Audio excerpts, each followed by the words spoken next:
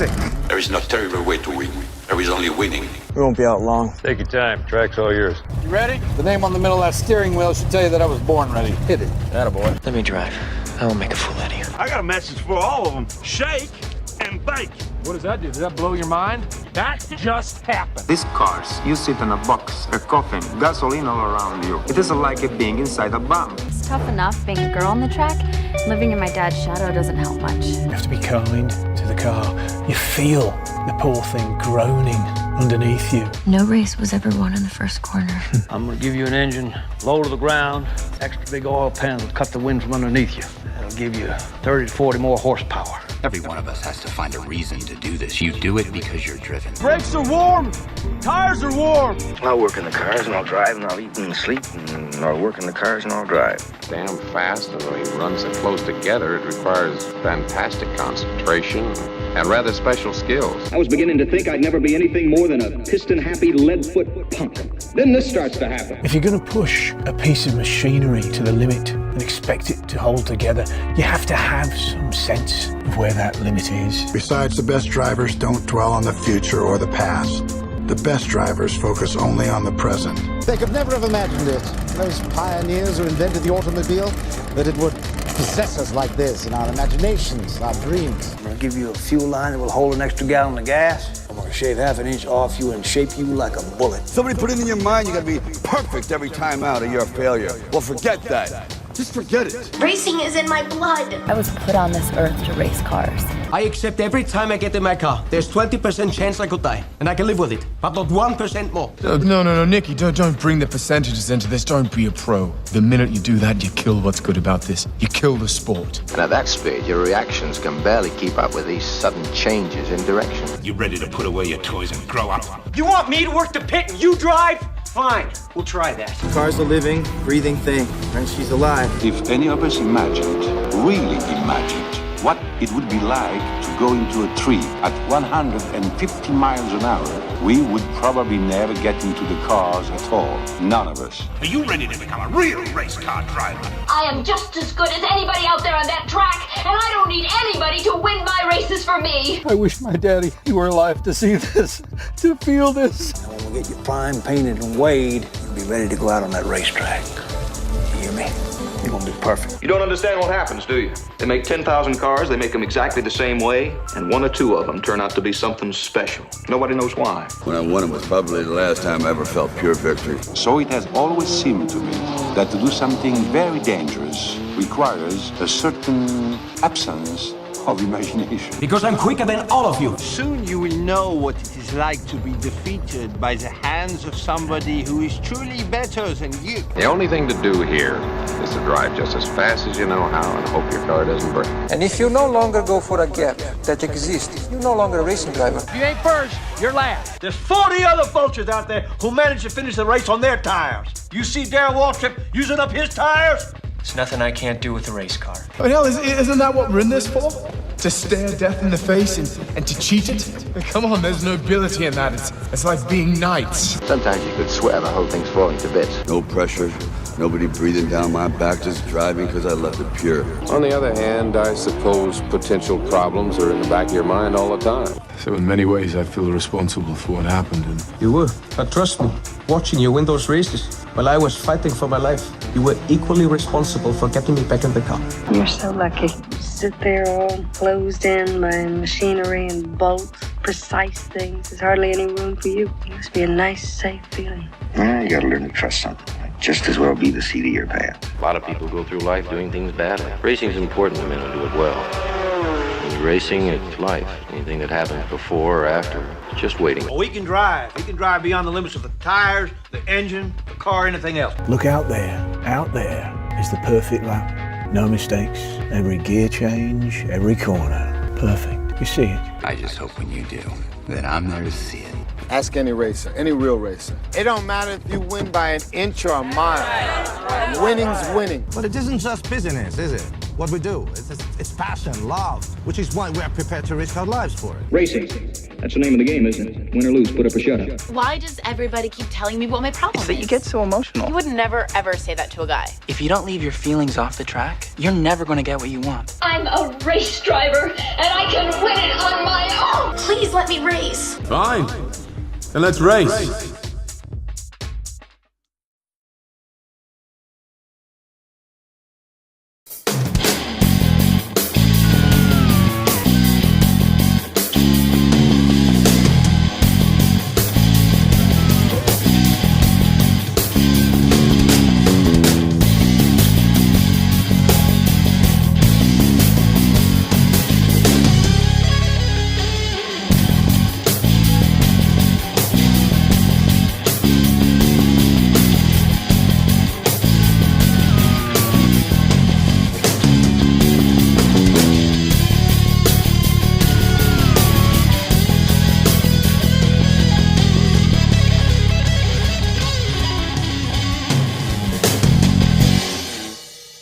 Good morning, good afternoon, good evening, and once again, welcome back to the Grand Prix World Series.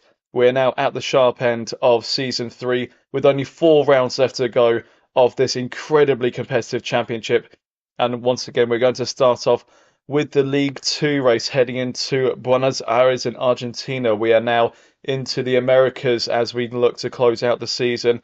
And heading into this one, Pascal Wehrlein leads a Fonmetal 1-2 in the driver's standings, 144 points for Wehrlein and 124 points for Marcus Ericsson, 20 points between them. Still plenty to play for in the last few rounds. Tatiana Calderon still very much in contention for this championship in third on 123, with Brendan Harley fourth in the Pacific on 99. Mick Schumacher, since coming into the season midway through, has done an incredible job picking up some victories and podiums and is now on 97 points. He could still very well win this championship as well. It's going to be incredibly competitive in the last few rounds. Jack Aitken, 6th on 71 points, falling away from the lead battle a bit, and it looks like he might not be fully in contention for this championship anymore. It might well just be between the top 5. Alexander Rossi in 7th on 58 points, ahead of Gary Paffett, Kimi Asato and Lucas Di Grassi rounding out the top 10 on 50 points. A quick look at the team standings as well, and it is very much between Fonmetal and Marsa Carlola for this championship. 268 points to 230 between two of them, and they look set for promotion, whether it be today or at the next race in Curitiba. We will wait and see. Pacific Grand Prix still holding on to their promotion hopes in third on 123 points, but with the likes of Force India, Dome, Ram, Zach Speed and LaRousse all looking to get into that promotion battle as well. Relegation comes in League 1, sorry for that. So LaRousse are on 62 points, Scuderia Coloni on 60 and Andrea Moda also on 60, while at the bottom of League 2 standings, Carlin on 27, Dams Viant on 24 and Real on 6 points at this point in the campaign so far for them. They will be very much looking forward to Season 4, I imagine, the German team headed up by Ed Hunter there. And as we look ahead to the League 2 race today, just one driver change to bring you, and that is that the Zach Speed team. Mike Smith has run out of patience with Lucas Di Grassi and decided to bring reserve driver Sam Bird back into a race seat, potentially looking to evaluate his options for when we have the Season 4 driver draft for Season 4. We'll tell you more about that at the end of the season. But Sam Bird getting another go in the Zach Speed here in Buenos Aires today, and he will be very much looking to impress his boss as he looks for a permanent race seat.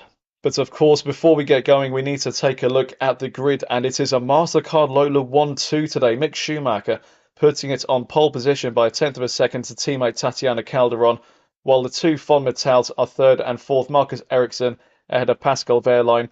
All four of those are clear second ahead of fifth place Raffaele Marcello, fifth in the Force India, ahead of Gary Paffett in the Ram, Jack Aitken in the second Force India in seventh, Oliver Rowland doing well in the Zach Speed to put it 8th. Alan McNish puts both Rams into the top 9. And Jaime Alguersuari continuing his strong form in the last few rounds to be 10th in the Scuderia Coloni.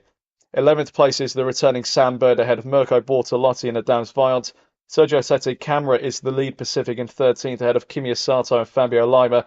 Nelson Piquet Jr. 16th ahead of Takuma Sato. And Brendan Harley once again really disappointing in qualifying, and this has been his downfall this season. The race pace of the Kiwi has been absolutely incredible, but poor qualifying has been scuppering his race results, and that's something he will need to work on for next season. Jake Dennis, 19th, ahead of Christian Lundgaard in 20th. And nearer the back of the grid, Mike Conway, 21st in a Riel, ahead of Andre Lotterer. And then Alexander Rossi, Dan Tickton, 23rd and 24th. And on the back row of the grid, Luciano Becchetta and Callum Ilott in the Larousse. That is your grid for today's League 2 Buenos Aires Grand Prix. Let's waste no more time. Let's get down to trackside. And ready and waiting to take you through the action on commentary, it's Tom Cairns. Here we are for the final quarter, the business end of the Grand Prix World Series. Can Formental and Mascard Lola achieve promotion with a strong result today here in Argentina? The 5 red lights are coming on now. When they go out, we'll be racing in Buenos Aires.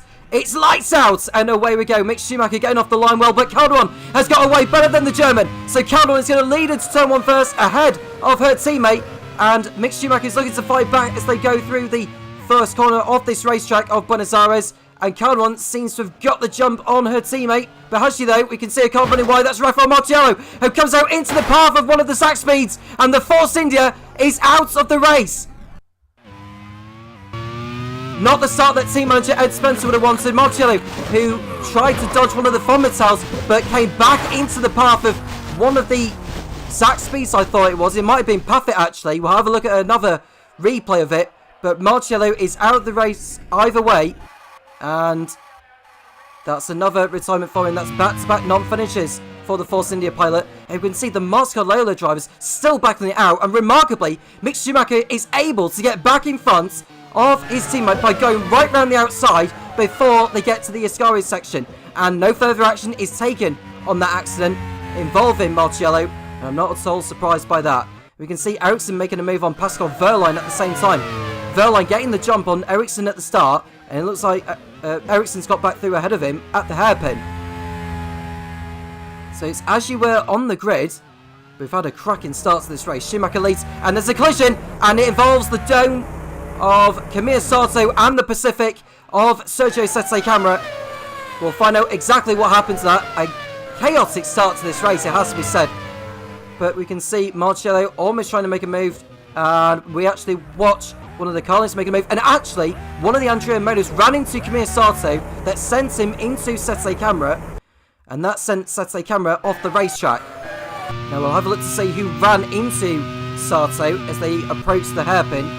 This is Jake Dennis in the Andrea motor. Was he the one that ran into the dome going into the hairpin? Ah, yes it was. And he came from way too far back, too late on the brakes, and he basically used the dome as a brake there to stop the car from going any further. Sette Camara, an innocent bystander in all of that. I think another car had spun behind him as well. It would have been his teammate Brendan Hartley. So a disastrous start to the race for team manager Kevin McMullen on a day where his cars are looking to extend their points gap over the others in the race for promotion. And Jake Dennis, for causing that incident, has been given a 30-second time penalty and a back of the grid drop for the next race in Curitiba, Brazil. One lap completed then. Schumacher leads, Calderon second, Ericsson third, Wehrlein fourth. Then it's the sole surviving Force India of Jack Aiken in fifth, Oliver Earnan sixth, Alan McNish is seventh, Gary Puffett, who are riding on board with, is eighth, Jaime Alguersuari, podium finisher last time out in Valencia, is ninth, and making up the top 10 is the man returning to the Grand Prix World Series grid in place of Lucas Di Grassi in the Sac Speed seats. It is Sam Bird. Kamir Sato came into the pits for a new front wing after the collision with Dennis and Sette Camara. And we'll go back to Schumacher as we look at Christian Lundgaard, who had a disappointing race on this track last season. He's looking to make up for that this time around, but he's outside the top 15 at the moment, is the Dane. And Brendan Hartley's got in front of Alexander Rossi now into 22nd position. And we go back with Ericsson, who's closing behind Tatiana Calderon in the battle for second place as they approach the hairpin. And now Christian Lundgaard locks up into the tight left-right chicane there that goes downhill. And nearly coming back into the path of Callum Ilott, and a new fastest lap of the race. Mick Schumacher has posted that at 1 minute 24.7.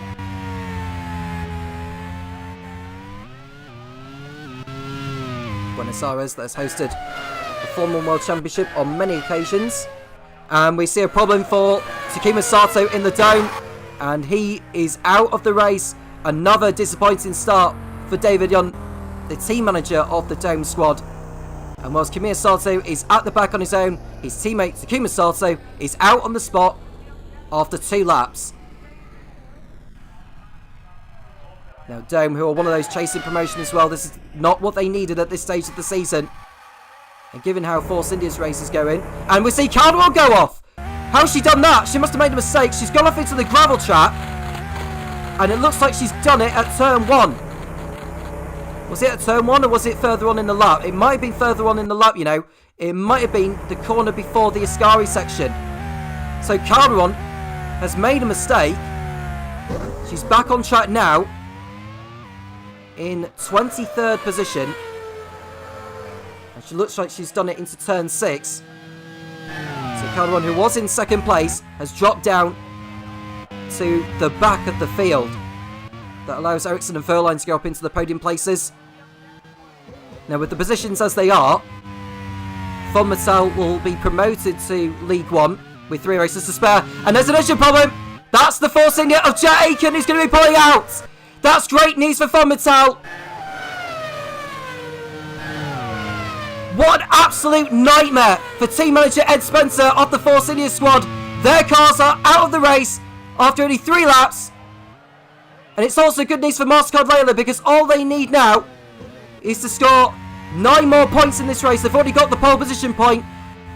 But if Mick Schumacher can just keep going as he is, that'll be promotion signed, sealed and delivered for Marcus Johansson's team, as for the Von Mattel squad under the reins of Ewan Gale. So the Force India pulls off the circuit. Jack Aiken retires from the lead to Buenos Aires Grand Prix, and it's going to be no points for Force India.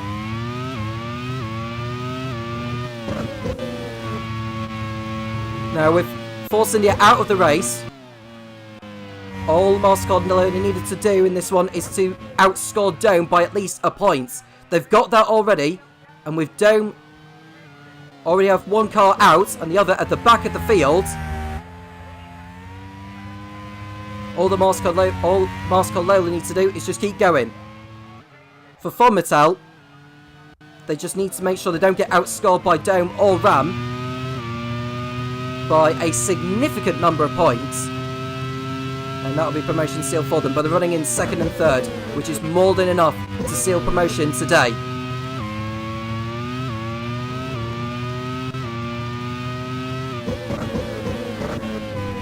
Three drivers out of the race: Jay Aiken, Takuma Sato, and Rafael Marciello. And there's Sunbird locking up in the exact speed. With all these shenanigans going on, that's allowed the 2 Dams Viant cars of Nelson Piquet Jr. and Mirko Bortolotti to move up into 9th and 10th places. If they can keep going as they are, they may move in front of Carlin in the team standings into 11th position. Not that it means anything in regards to where they will end up at the end of the season, but still good to finish in front of the rivals, I suppose. So we can see Brendan Hartley right behind Callum Eilert in the battle for 17th position. He's got in front of Luciano Piquetta. And now he's chasing after the LaRousse of Callum Eilert, who has struggled once again. LaRousse have been on the back foot in recent rounds.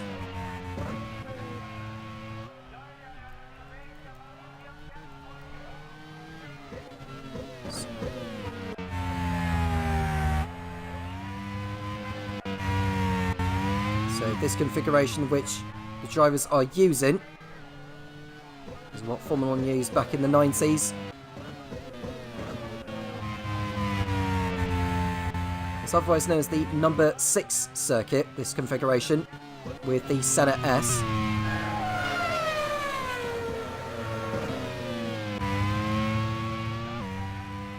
In case you want to know where the Senna S is, it's around where turns 13 and 14, as you can see Fabio Lima locking up in the Carlin.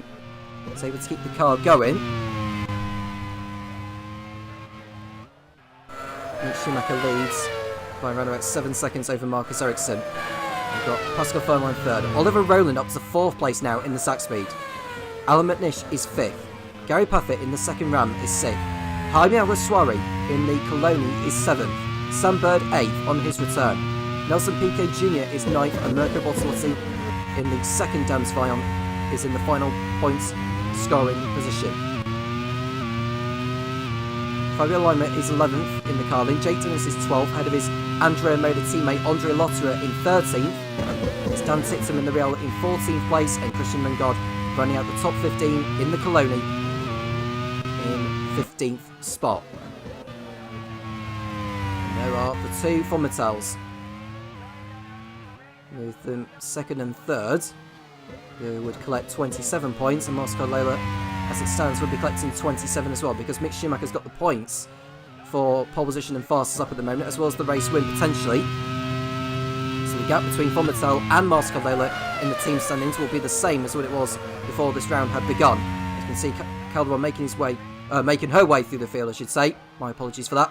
She is through ahead of Paqueta into 19th spot, and she's about to complete a swift overtake on Alexander Rossi, is it? No, it's Callum Ilott, my apologies. She's through into 18th place. The next driver ahead of her is Brendan Hartley.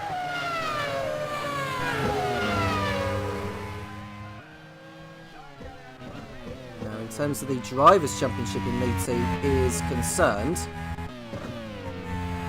as we see the two Fomitels nose to tail. Now, Verline leads the championship by 20 points coming into this round. Mick Schumacher's pole position and fastest lap points. Oh, and that's Hartley spinning round in the Pacific. Into the gravel he goes. And the race winner at this track in Season 1 has had a moment there in front of Tatiana Calderon. She'll be happy to see that in front of her, because at least that's one less car for her to overtake. But for Brendan Hartley and for Pacific, it's got even worse. Now, will Hartley get out of the gravel track here? He's deep into it, and we've got retirement. Mick Schumacher's out. The race leader, Mick Schumacher, has pulled off. He's made a mistake. The rear wheel has come off, and Mick Schumacher has retired from the race. I cannot believe it. Mick Schumacher has spun off, carried too much speed into turn 1, and his race is over. Now, for Marscard Lola to seal promotion, they need to have Tatiana Calderon at the present moment to finish in 6th position, which would give them promotion to League 1 today. But for Mick Schumacher, his race is over. And what about Brendan Hartley? Because he's stuck in the gravel trap as we speak. There's no one around him at the moment. He's reversing back onto the circuit. He needs to be very careful, because if the leaders do come round and run into him, that could cause all sorts of issues. But Marscar Lola, they need to outscore Force India by 11 points today. They've got 2 of those at the moment, so they need another 9 points, which means Calderon would need to finish 5th or higher to seal promotion. And then they also need to outscore Dome by 1 as well. And what also needs to go their way is for Ram to not outscore them by 6 points or more, not to be outscored by Zach Speed by 8 points or more, not to be outscored by LaRousse by 33 points or more, not to be outscored by Andrea Moda by 35 points or more, and not to be outscored by Coloni by 35 points or more. A lot of permutations, but as we can see, that looks like Sam Bird ran onto the grass there for a moment, but managed to keep his front wing intact and keep going. Schumacher's retirement has promoted Fabio Lima up to 10th place. And that crash for Mick Schumacher pretty much spells the end of his cycle challenge. He's got to hope something happens to the sack speed up front. A long way to go yet in this race. We're only on lap number 9. And Oliver Rowland's up to 3rd place in the sack speed, having a better time of it in this one than he has done in recent races. He had a good first couple of races, actually, or first few races for the Sat Speed squad. finishing the points in his first 3. 4 drivers out of the race. Brendan Hartley in 22nd and last place now.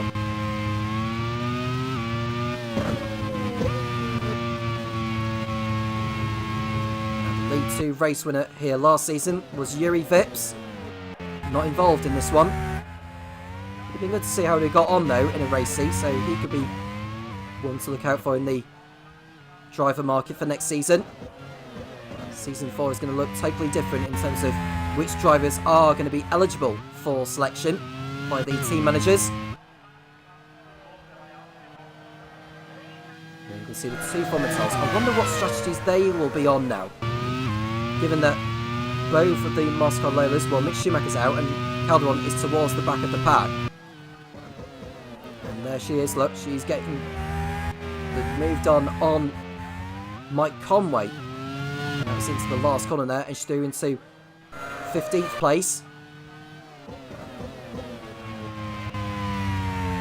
Oliver Rowling in P3.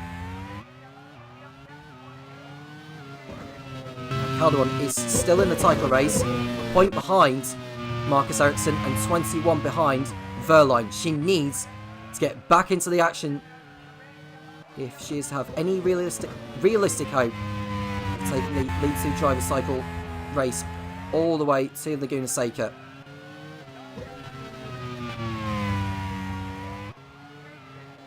Now, Moscow Lola had a really disappointing race fit in Valencia with both drivers retiring. You can see Marcus Ericsson in the race lead as Sete Camera is behind Luciano Piquetta. He won't be able to do it into the Ascari S. There you can see Andre Lotterer.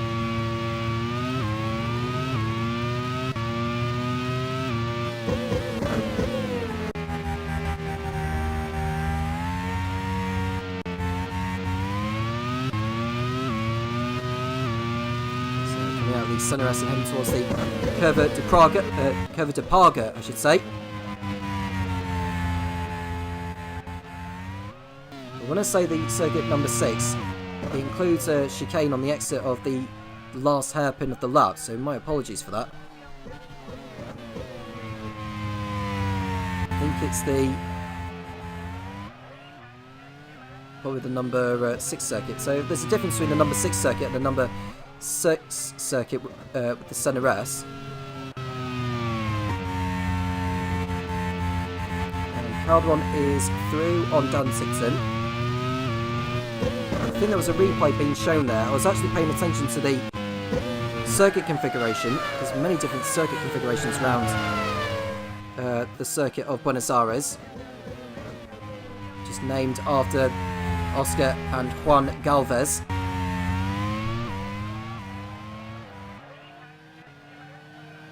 Fabio Lima in the top 10 at the moment.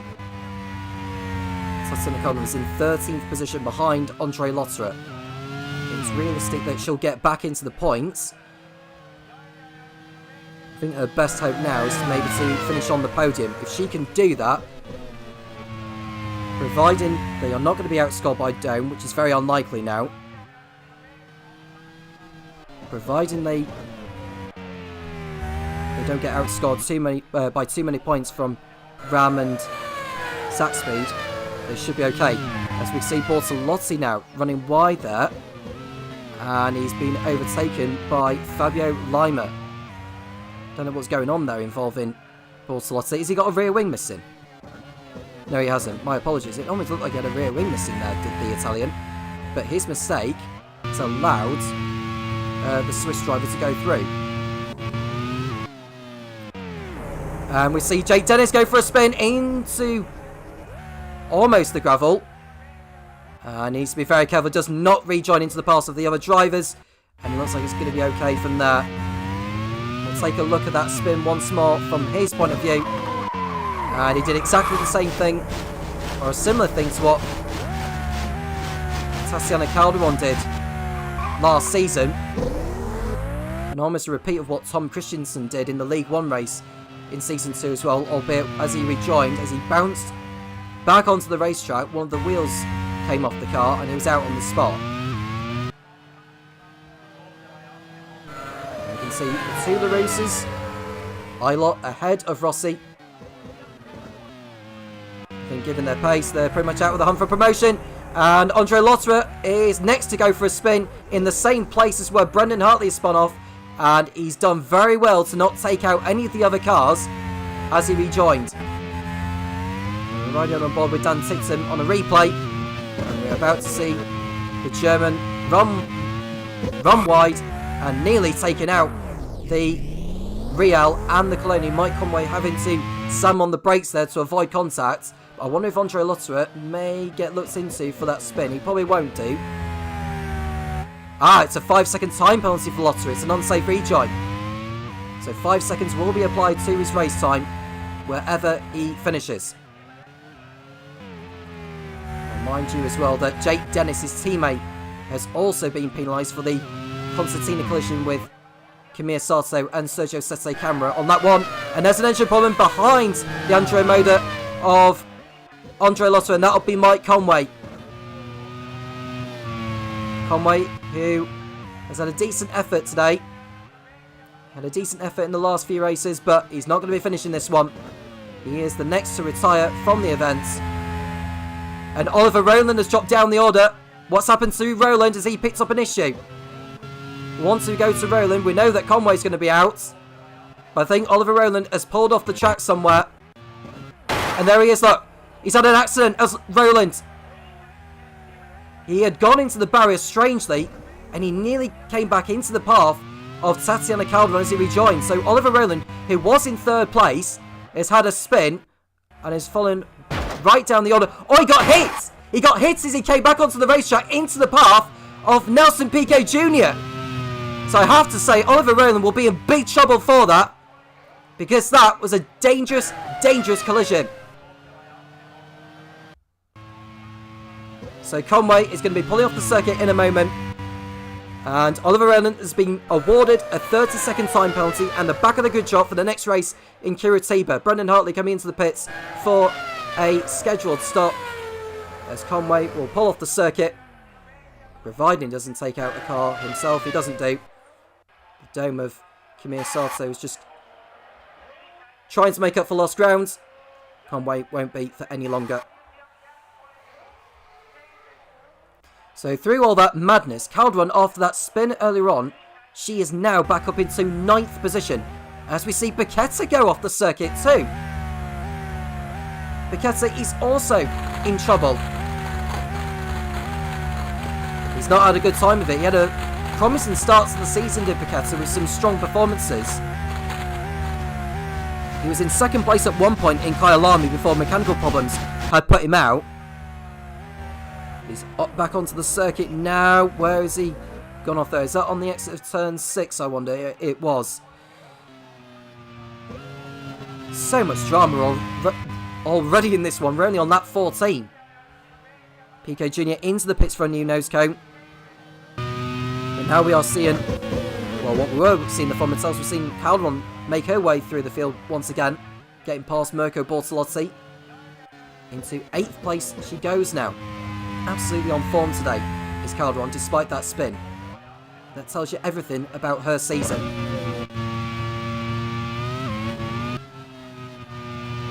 See Tixon running in P11, chasing his first points in the Grand Prix World Series. And ahead of him will be serving a 30-second time penalty. Lotterer will be serving 5 seconds, and Jake Dennis will be serving 30. As it stands, Von Mattel will be going up. Mars Codlela, as it stands, will not. Calderon needs to finish 5th or higher for Mars Codlela to have any chance of sealing promotion today. And there she is on the inside of Fabio Lima, providing they don't make contact. She had to back out of it in the end, but she'll have another go. On the pit straight they come. And you can see the horsepower deficit between the Mars Codlela and the Carlin. The managers did have an upgrade window after the Valencia round, and the horsepower advantage that the Mars Codlela have over the Carlin very much shows how well that team has been doing throughout the campaign. Calderon up to P7 now. She's 2 positions away from a potential place in League One next season, as Lima is the next to spin off the circuit. We'll have a look on the replay. Lima getting a little carried away after being overtaken by Calderon. And he doesn't go into the gravel trap. Now, does he rejoin back onto the circuit safely? He's waiting for the cars to go by, which is the sensible thing to do, but he'll lose a ton of places.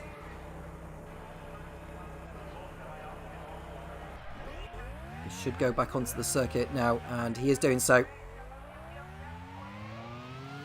And Lima drops to 18th. And Sam Bird has pulled off with a problem. Now, has he got a mechanical issue? We want to have a look on his onboard dash to see if he has picked up an issue. Or was it a driver error? It was a driver error. And he bounced across, and the wheel has come off on Sam Bird's car. So he is the next to retire. And that's important in the race for promotion as well, because that's one less car for Mastercard Lola to be worried about now. With Roland serving a 30-second time penalty at the end of the race, whatever happens, that is subject to appeal. But Mastercard Lola, as it stands, with Calderon in 6th place, they still need one more position to seal promotion, because they need to outscore Force India by 11 points, and promotion will be theirs with 3 races to go.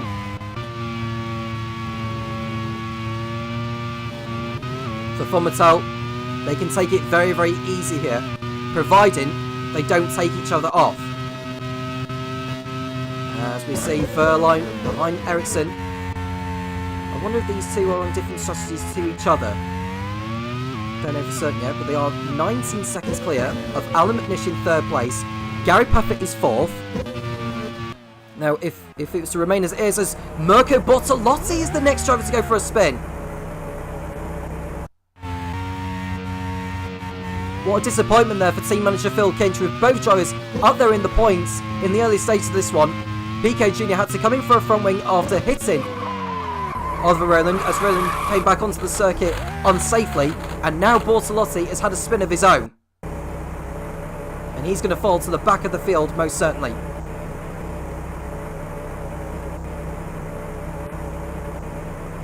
What I will say is that Ram, with the positions as they are,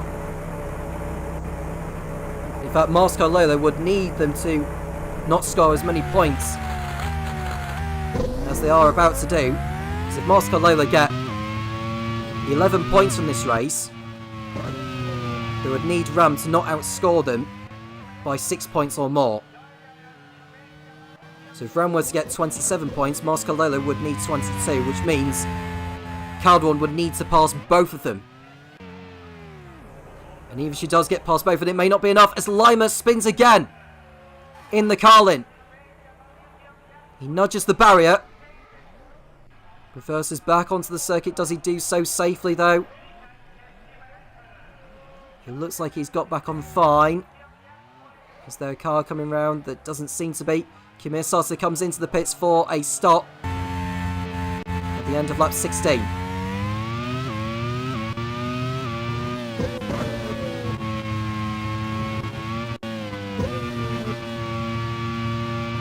Right on board with Verline, who's in 2nd place behind his teammate Marcus Ericsson, as Paffett pretty much rode the curb there more heavily than desired.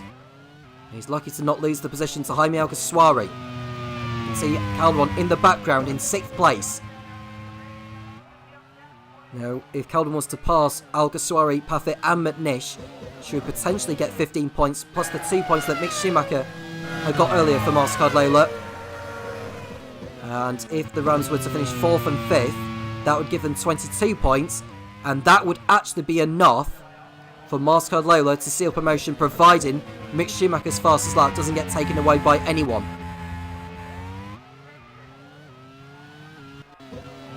And there are the 2 Fomitels in 1st and 2nd. Will it stay that way? Achieved a 1-2 last time out in Valencia. So far, everything has gone their way. As Ayot locks up. So able to keep the car pointing in the right direction. His teammate Alexander Rossi coming into the pits in the other LaRousse.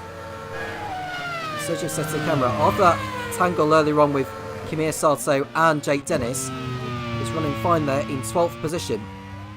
In fact, make that 11th because he's got past Lotterer, and Lotterer is off the circuit at turn 1 and he's out of the race.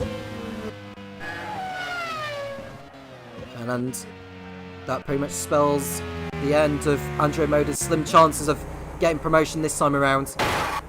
They've undergone a few managerial changes so far this season. They are setting their sights on season 4, and Lotterer is the next to retire with gearbox problems. And Fabio Lima comes into the pits, and Nelson Piquet Jr. is the next to pull out. Not 100% sure what the problem is. It looked like a gearbox issue the way he's pulled off there. There's no oil or fire leaking out of that car, and that's the Dams Vaillant out of the race, and it's also a gearbox issue for the Brazilian. I think that's 7 retirements we've had so far in this race. We're only on lap 19, and Verline comes into the pits for his first of 2 stops. So far in front of McNish, but I don't think he's far enough to get out in front of him. There we see Paffett right in the grass there. Be careful, Gary, don't damage your front wing. Ram are in the fight for promotion.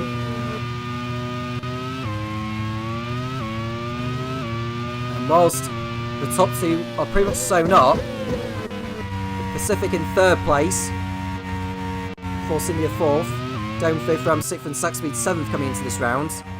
If Ram can stay where they are, realistically it's not going to be 2nd and 3rd, but if they were to finish 3rd and 4th, that would give them 27 points, and that would move them in front of Dome and Force India.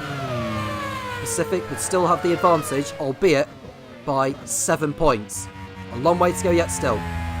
Sergio Sete Camera is outside the points in 11th place in the first of the 2 Pacifics. Brendan Hartley is right at the back, but at least he's still in the race, unlike Force India.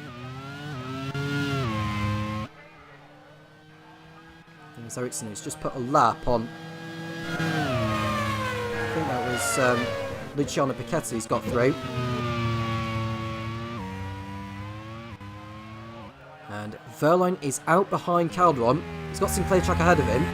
He might have a chance of going for the fastest lap if he's lucky enough. We just saw Paffett lock up into the last braking zone of the circuit. And there you can see Calderon getting through on Alguersuari so easily. Easily.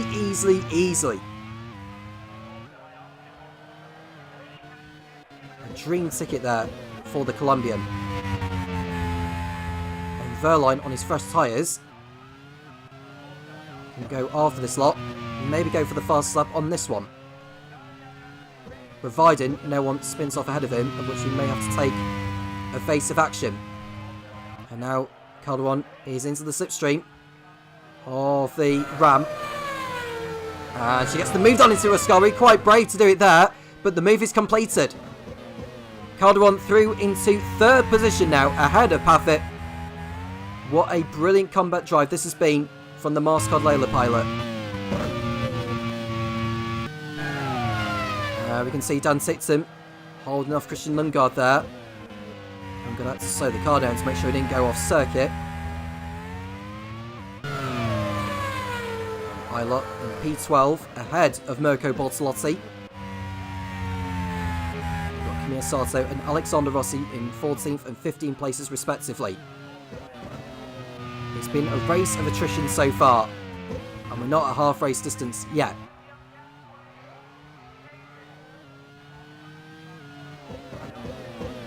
Verline did not set a new fastest lap.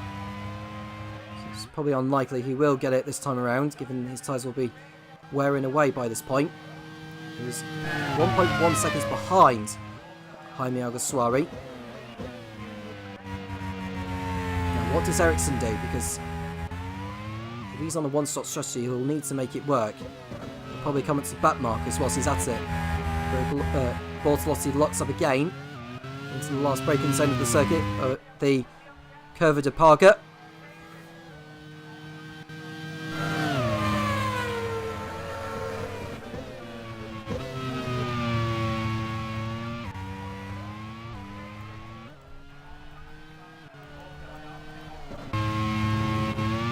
Argentine Grand Prix has hosted a Formula 1 World Championship event on a total of 21 occasions, I believe. So from 1953 to 58, and then 1960, which makes it 7, and then from 72 to 75, make that 11, and then another 5 races from 77 to 81. And makes it 16, and then another 4 after that, making it 20. So it's actually 20 World Championship Grand Prix events, plus the non-championship event in 1971, which Chris Amon had won for Matra. Michael Schumacher is the most recent race winner of the Argentine Grand Prix, all the way back in 1998 for Ferrari. Back to the action as Calderon closes in on Alan McNish for 2nd place. She'll get it done at some point, it's just a matter of when she'll do it. Will she pull out of the slipstream? She will do. She's alongside, and she's through into 2nd place. We cut away from the action, but Calderon is through into 2nd place as we watch, well, we were watching Fabio Lima. We're actually going to see a replay of the overtake from Calderon on Alan McNish. And Calderon's storming drive continues as she goes up into 2nd place ahead of the Scotsman on lap 22. Now, can she go after Ericsson and potentially Verline later on? She's yet to stop in this race, but she may be on a different strategy to what the Fonmatels will be doing. I think Ericsson may well be on the one stop, you know, hence why he was holding up Verline for so long.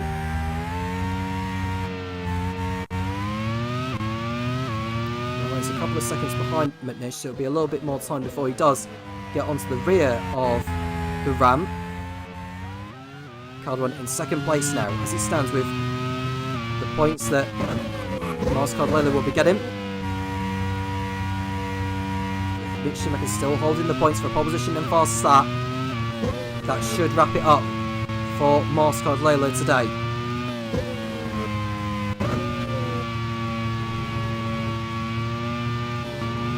It's unlikely that Saxby will be coming away with anything today, so all Mars Cardlella need to worry about are Ram and Dome. If they outscore Dome, that'll be enough. If they remain outscored by Ram by no more than 5 points, then that will seal it too for them. Ericsson continuing on in 1st place, approaching the end of lap 23. Miyasato is running in 14th position, looking to salvage something from this race and keep Dome's promotion chances alive, but I say it's beginning to slip away for them. Pacific have had an absolute mare of a race so far as well. Force India have too, but given the way Ram have been performing in recent races, they are looking very strong in the latter end of the season. You can see Calderon, the sole surviving MasterCard Layla, in 2nd place. Chasing down Ericsson now as Verline makes a move on McNish into turn 1. And Verline is through, providing he doesn't go in too deep. He doesn't do so, he keeps the car on the track, and he's doing for 3rd place on circuit. Back with the leader as Verline tries to make a move on his teammate Luciano Bichetta. 18 drivers are left in the race now. Nelson Piquet Jr., Andre Lotterer, Sam Bird, Mike Conway, Mick Schumacher, Jack Aiken, Takuma Sato and Rafael Marciello are the drivers out of this race so far. 18 still running.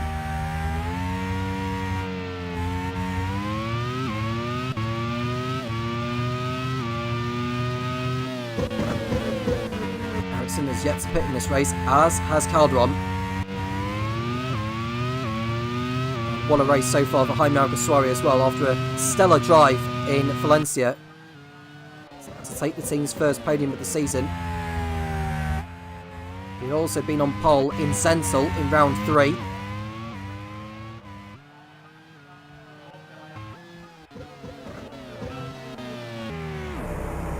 As we see Verline third place locking up as he continues to catch Calderon, who's slowly but surely closing down the gap to Ericsson.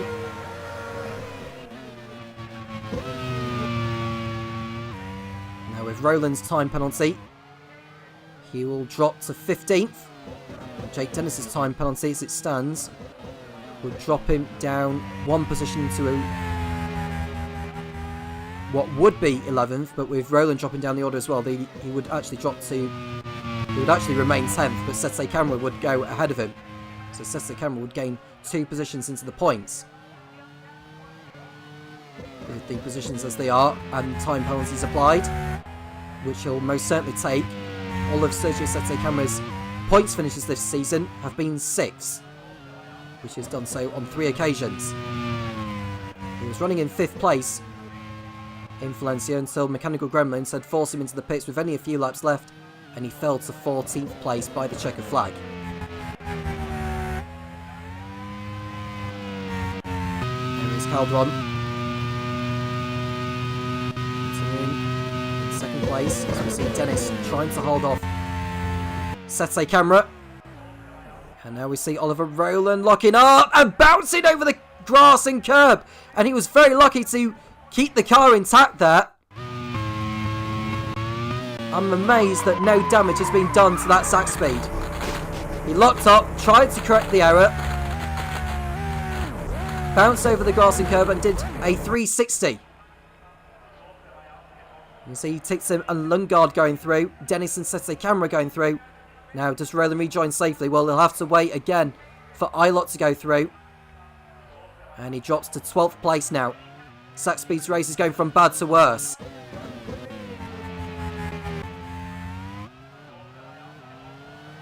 You see Verline in P3. The gap between Ericsson and Calderon has come down to 21.9. And Verline will be closing on Ericsson on the fresher tyres as well. So when will Ericsson decide to pit in?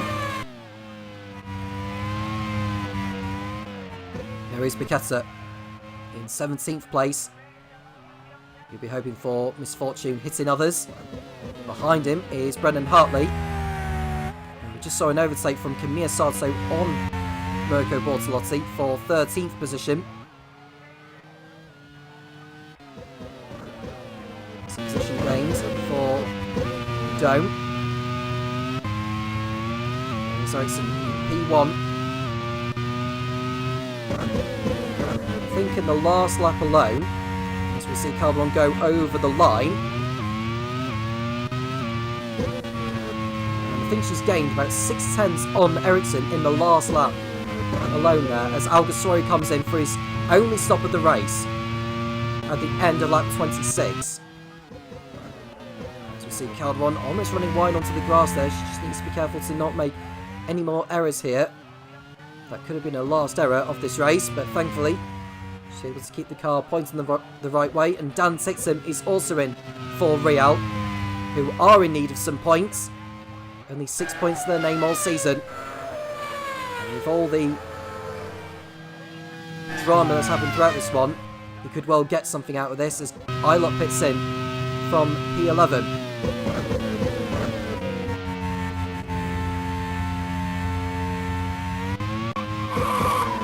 See Marcus Ericsson go for a spinning at pit entry. Unbelievable there for the Swede. I cannot believe he's made that error.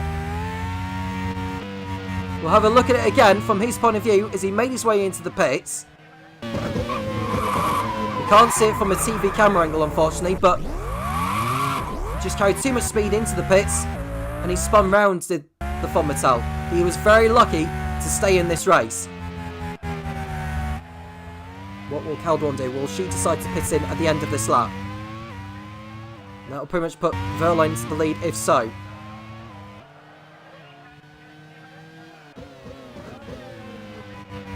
I don't think Calderon has gone into the pits, so she will go into the lead of the race. And Verline will go into 2nd place, which will effectively be the net race lead after Ericsson's spin. Ericsson will be on the fresher tyres though. And Verline will have one more stop to make. Tatiana Calderon leads the lead to Buenos Aires Grand Prix. Pascal Wehrlein is second, Marcus Ericsson third, Alan Manish is fourth, Gary Paffett is fifth, Lundgaard, who's just come into the pits, is sixth, then it's Alguersuari, Dennis Setse Camera, who's also come in, and Roland in the top 10. The race is beginning to settle down now. At least we thought it was going to before Ericsson had that spin at pit entry.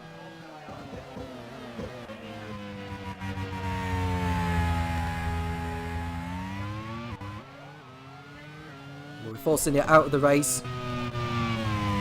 Dome, not going to be scoring very much. In fact, it's impossible for Dome to catch Von Mattel now, or deny Von Mattel promotion today. And Ram could still mathematically outscore them by 44 points or more. With Marcel Leila's pole position point, they will not get the maximum, will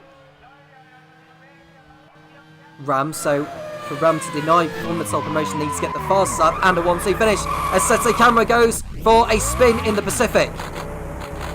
And he's bounced across the grass. He's done it into the quick left and right before the first sector ends. So he spins round. No, he's bounced across the grass there. He's trying to get back onto the circuit, but he's losing so much time. Here's the Brazilian.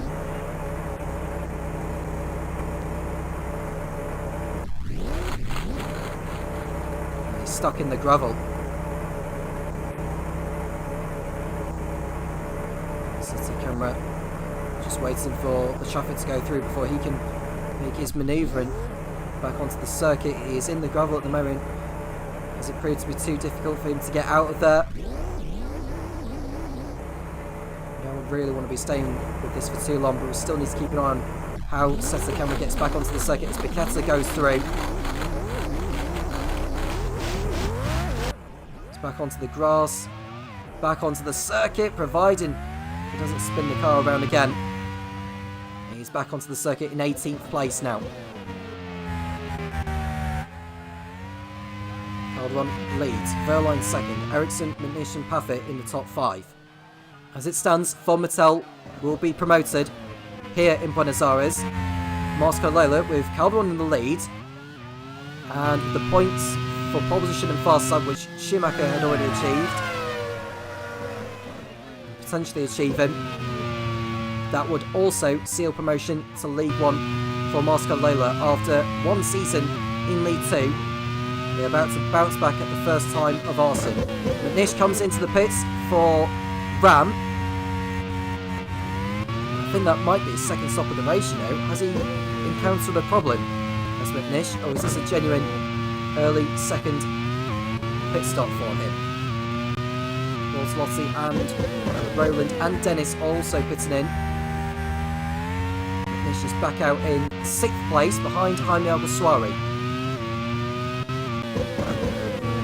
Calderon pits in from the race lead now. She's done very well to get back into this one and into the race lead before pitting in, following that spin which sends her to the back of the pack. Time at the front is over for now. Two Von Mattels will go into the lead. Calderon will rejoin ahead of Paffett because Paffett is also in for his second pit stop, I believe. It may be his first one, I can't quite remember. She'll rejoin in 3rd place, well ahead of Jaime Alguersuari. As she comes out of the pits, she nearly locked up and went off the circuit. She was very fortunate there, was Calderon. Nearly veering into the path of the car in behind. What can she do from there? Is the next question. The two Rams in 5th and 6th, that would give them 18 points. And Marcel Leila at the moment on 17 picking up. They will seal promotion as it stands.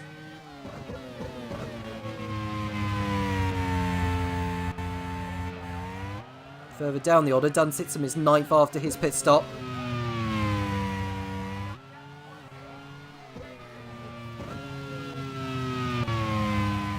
take note of the time penalties. Jake Dennis has got 30 seconds to serve, as does Oliver Rowland, which will move the likes of Ilott, Bortolotti and Lima up the order, although none of them would get into the points as a consequence.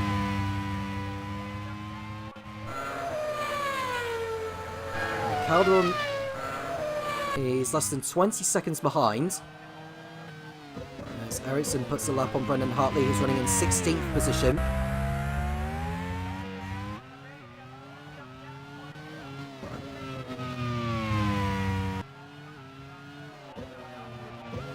Calderon will try and go for a fastest lap to ensure that she further cements that fastest lap for the team. Now, she'll ideally want to get that for the sake of the Drivers' Championship.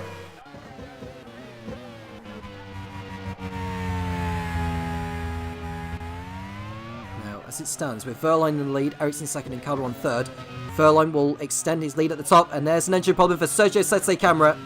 His roller coaster race is about to end in smoke, and that pretty much spells the end of what's been a disappointing day for Kevin Mullin's team, who had hopes for much more. And Sette Camera is going to be pulling off the circuit and out of the race. It's good news for those who are catching them in the team's championship: Force India, Dome, Ram, Sac Speed, etc. As Sette Camera pulls off the circuit, and he's out once more. It's his first non-finish since the Kyalami Grand Prix, believe it or not, for Sette Camera. So he'd gone through a total of 7 races without a non-finish. That has ended today. He becomes the 9th driver to retire, and Lundgaard will join him if he's not careful. He just rode the grass there. Again, a replay of it. He rode the curb there and the grass. He continued to ride the grass, and he was very lucky that the front wing stayed intact.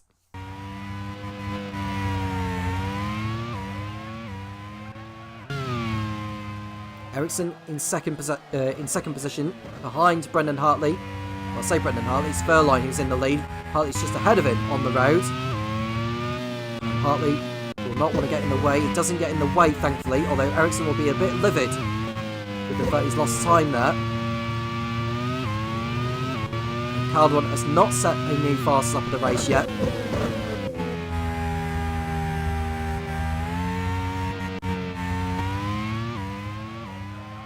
There's Ericsson.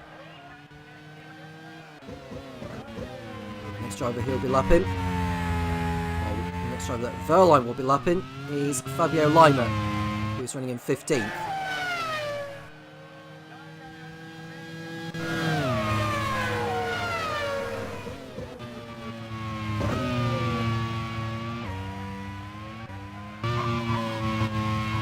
Let's see, Callum Ilott in 12th place. Just about to be overtaken, I think, by Oliver Rowland. And it seemed like it.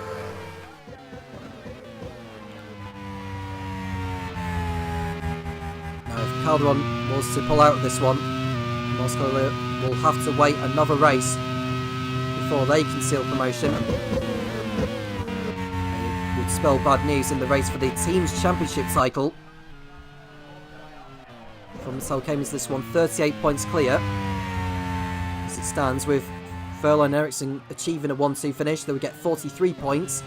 Moscow Lola will be achieving 17, with Calderon getting a 3rd place finish, and Mick Schumacher collecting the points for a fast lap and for pole position. That would see Formental extend their gap by 26 points, and therefore it will be a 64-point margin with 3 races to go. As Oliver Rowland makes his way through past Callum Ilott. So the Sac Speed moves in front, no problem.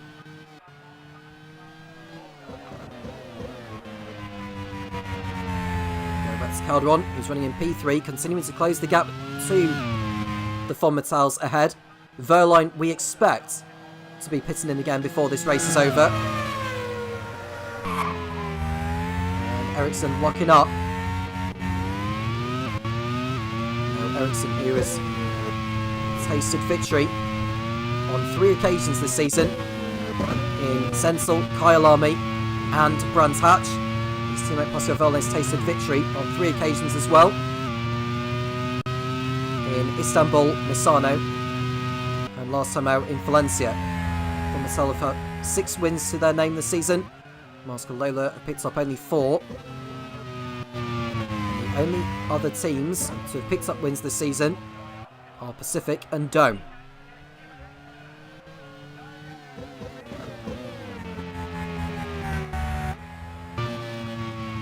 As we see Roland locking up once more.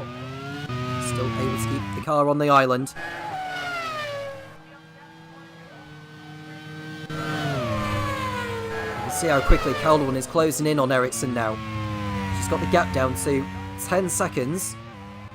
Has she got enough time to catch him? If she was to catch Ericsson, she would need closing down by at least half a second a lap, and that's just to catch him, never mind pass him.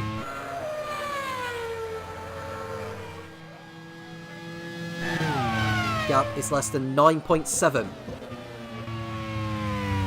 19 laps remaining.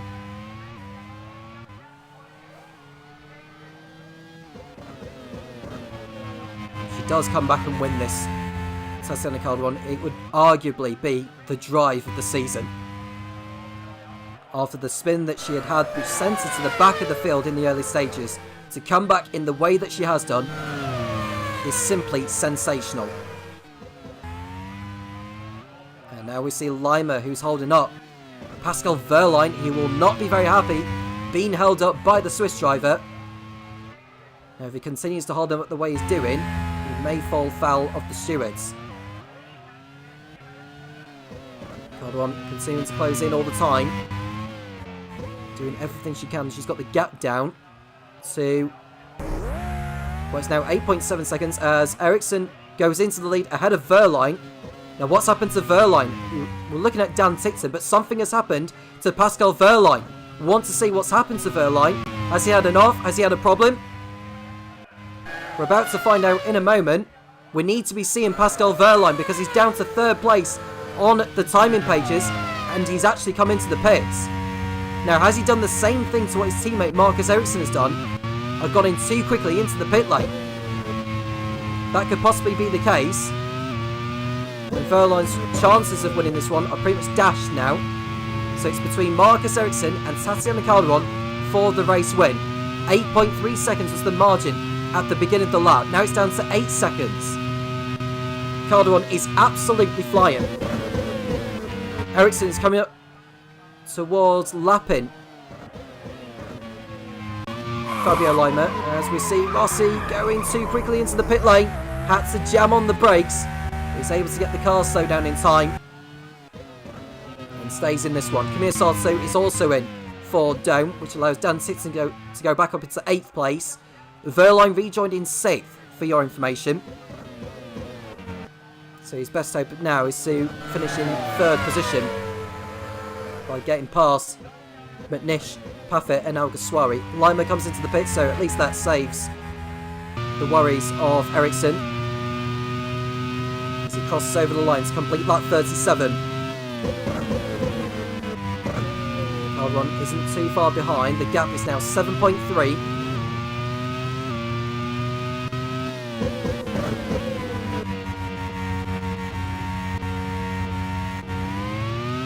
Is Calderon going to take her 3rd win of the season?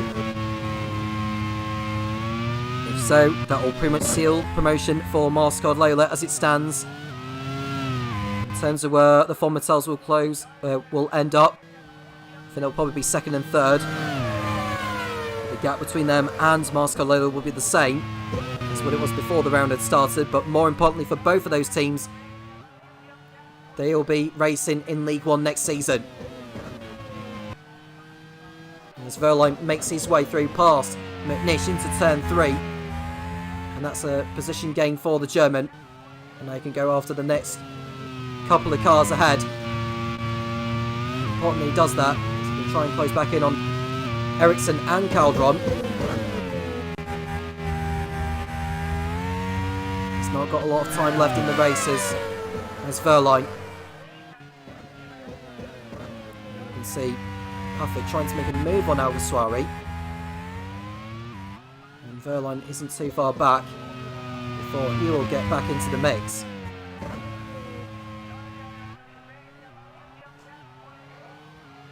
.2 seconds is the margin between the Fomitel and the Mastercard Lola.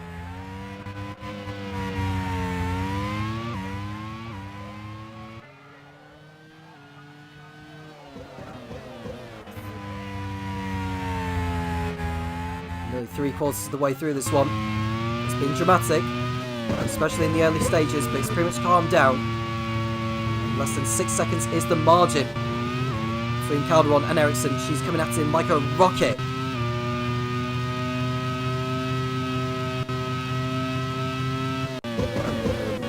It won't be too long before she gets onto the rear of that Fomitel ahead.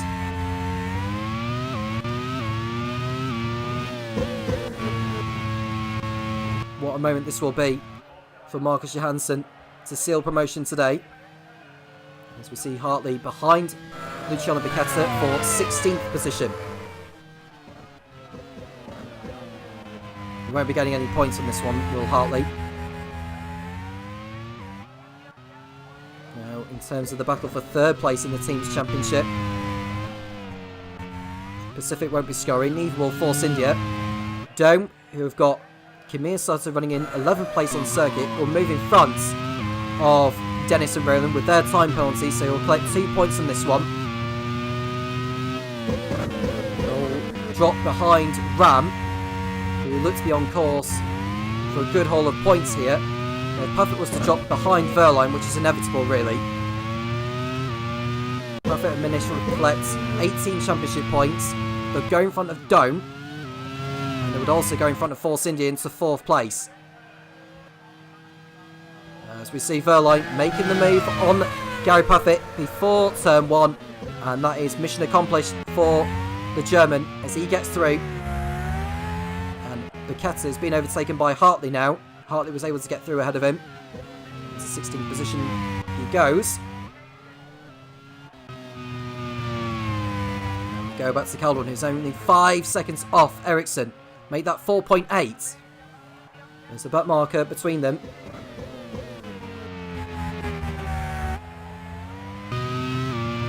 Now we see Verline making the move there on the Colony of Alguersuari, and has he got the move done? He has done.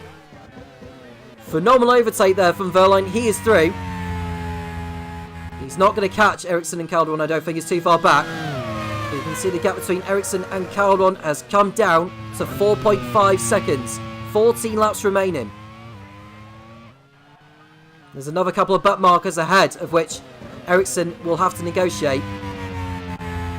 Calderon will be coming up behind Alexander Rossi in a moment. You can see them there. Calderon will want to get through as soon as she can. Start wheeling in the Swede in front. And now we see Bortolotti trying to make a move on Callum Ilott for 12th place.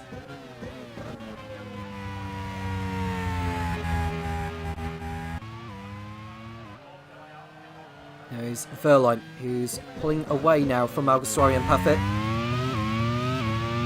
That's Calderon. So has to fight her way through past Rossi for 14th position.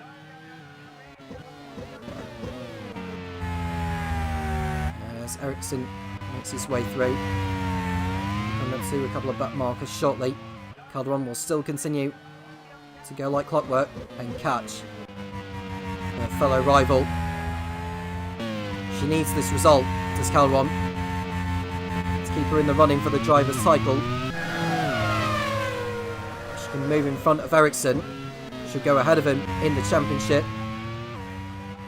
Would also close to within 11 points of Verline with 3 races left. You can see Ericsson running wide there on the exit of turn number 3. That'll encourage Calderon. The pit stops are pretty much done and dusted now. Now it's just a mad dash to the finish. Will we see any late drama that will change the complexion of the race, and the race for promotion, and the race for the teams and drivers' cycles in League 2? We've got the League 1 race coming up after this, so do not go anywhere. If this race is anything to go by, goodness knows what League 1 could end up being. The gap between Ericsson and Calderon is down to 2.5 seconds. And Ericsson has not got through on Isla or Bortolotti yet, according to the graphic, as Hartley goes wide at the same corners where he went off earlier, but he was able to keep the car on the circuit this time. And all we'll be hoping for is for the checker flag to be coming out anytime soon, really. And we see Ericsson in P3 behind the Carlin. Ericsson coming up to lap Callum Ilott now. He's got through no problem.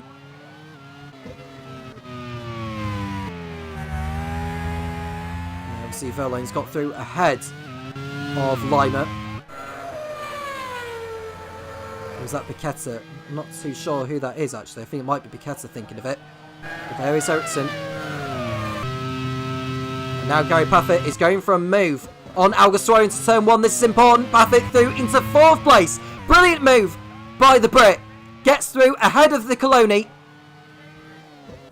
And there'll be a punch in the air from team manager from Ross McGregor.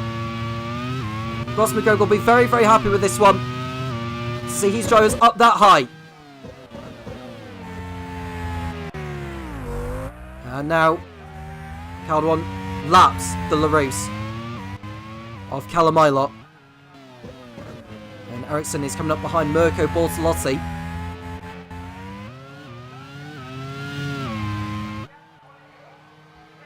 And the gap between him and Calderon, to be honest, you don't really need the gap to tell you. I can tell you it's 1.4. Ericsson cannot afford to get stuck behind Bortolotti if he is to win this race. He'll probably do it into that back straight before the Ascari bend. Calderon is closing down all the time though.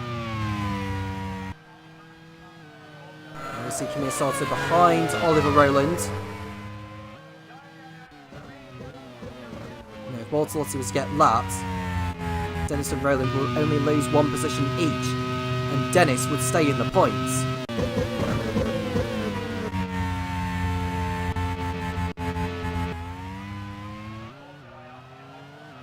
Bortolotti is holding up Ericsson, and Ericsson will be very, very livid with that.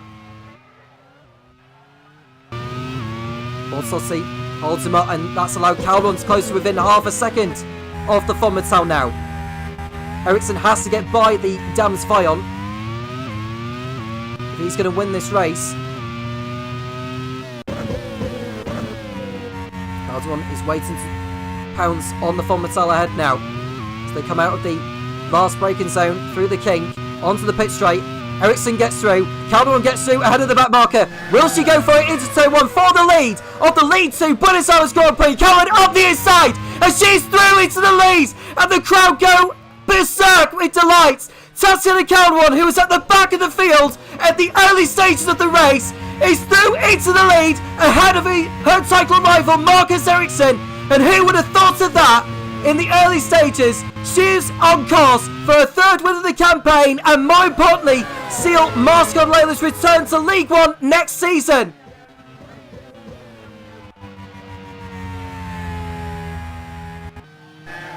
Incredible stuff! Incredible!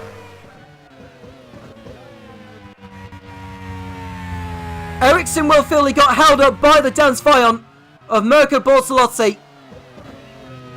But do not take anything away from the courage and determination from Tatiana Calderon in the Mascot Lola. Some will say, well, she's in the most powerful car on the circuit, but you've got to be at your best if you're going to win in this Grand Prix, in the Grand Prix World Series. And Calderon was just on form, never gave up. She came back into it after that spin, which sent her to the back of the pack.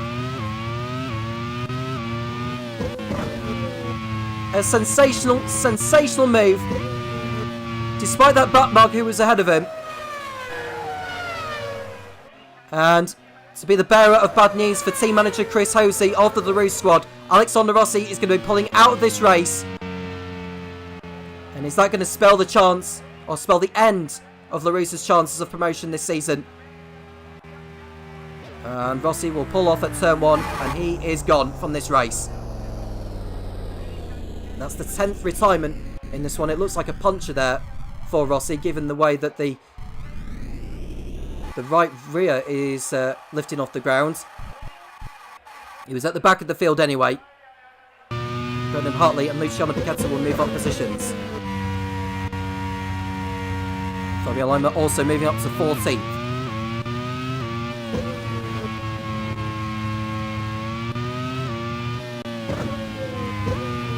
And Ericsson is over 2 seconds behind Calderon. On lap 46, he'll have to settle for second place now.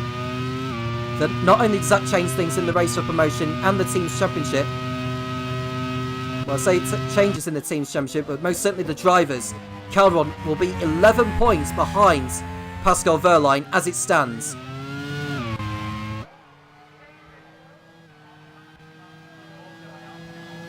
Mick Schumacher will be in delight also, who's sat in the garage to watch something totally out of this world and sublime.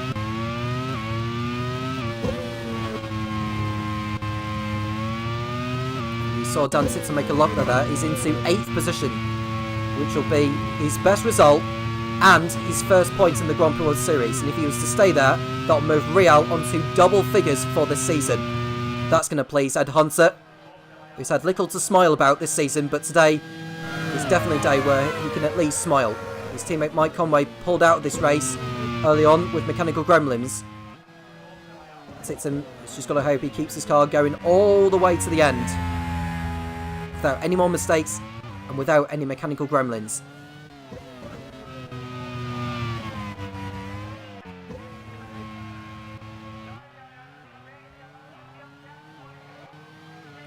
We can see Calderon in the race leader's path. It comes up to lap. Well, it looks like Luciano Piquetta into the far chicane there in the first sector of the lap. And McNish has got through on Alguersuari for 5th place. We haven't seen the overtake. Which we did see the overtake. But McNish is through on the Spaniard at last into 5th place. As it stands with the positions as they are, both Fonmetal and Mastercard Lola will seal promotion to League One for next season. And there's a problem for Alguersuari, who's going to be pulling out of the race with an engine problem. That explains why McNish got through. And after a spirited race and a brilliant one in Valencia that saw Alguersuari finish on the podium, he is not going to finish this time, unfortunately. And he's going to be pulling off the circuit right now, and he is gone from this race. So after being in 5th position for so long, Alguersuari retires from the League 2 Buenos Aires Grand Prix. That promotes Lundgaard to 6th, Tickton up to 7th, Dennis 8th, Roland 9th, and Kamir Sato in 10th. And in actual fact, Kamir Sato will move up 2 more positions because of Dennis and Roland's time penalties.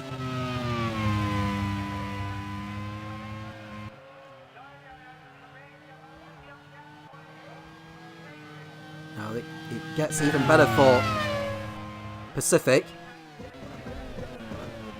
They were to get 22 championship points from this one. They would go in front of Dome and Force India, and they would move on to 111 points, just 12 off 3rd place Pacific.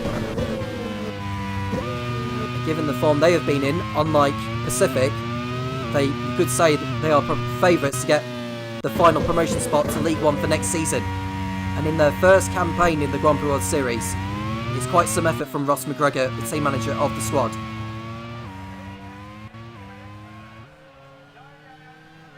And the 15 drivers left in the race now. Luciano Piquetta should go in front of Alguersuari, which he does so now. And all the drivers left in the race are all those that you can see on the timing page on the left-hand side.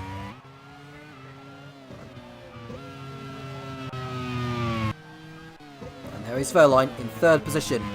He will keep hold of the championship lead.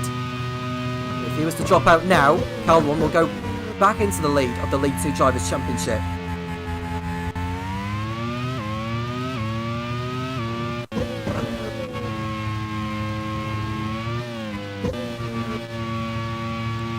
Tatiana Calderon, 6 laps away from a memorable victory. She doesn't have a home race in the Grand Prix World Series, despite the fact that there are 3 South American races in Argentina, Brazil and Venezuela.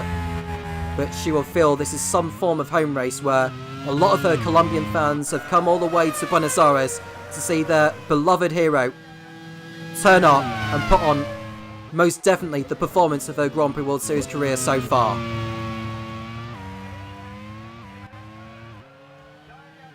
They could not have dreamt of a better day to burst into tears to see something truly sensational from the Mascot Lola pilot. And she's got through Camille Sartre to lap. And now she's got the Zach Speed and the Andrea Moda ahead to put a lap on as well. As Oliver Lynn tries to make a move on Jake Dennis ahead.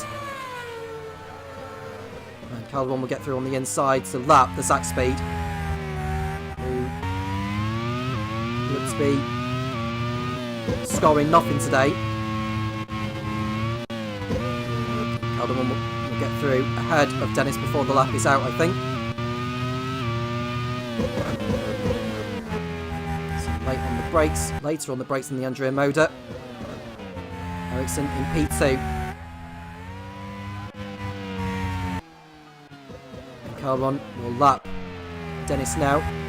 Dennis will want to stay in front of Roland and near Sarto. Sarto will want to try and get through ahead of him on the track, so he can go after Dan Tixon. He hasn't got a lot of laps left to do it now.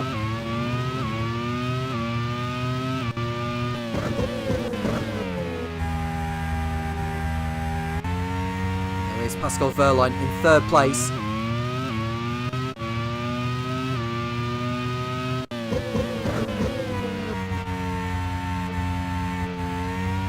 So we'll be getting 27 points on this one. Mascot Lola will also be getting 27, which means the gap between both will be 38, which is nearly the equivalent of a maximum score for a round. So if Mascot Lola are going to be winning the team's championship, they need to outdo Fomitel in the remaining races to do it. For now though, they can focus on sealing promotion today. And almost like a car that's spun on the track there. That's actually Jaime Alguersuari's car that you can see in the background there, in case you're wondering what that glitch may be. And that's basically after the equivalent of the corkscrew section that you would see at Laguna Seca, which also is known as the Center S on this track, of which Ericsson has just gone through. There is Dan Tixon about to be lapped by Tatiana Calderon. This will be Real's best result of the season. 6 points coming into this race. That is set to be doubled should Tixon stay there. And Sarto is in front of Roland now into 9th place. So doesn't have to be stuck behind him for too much longer now. For any longer.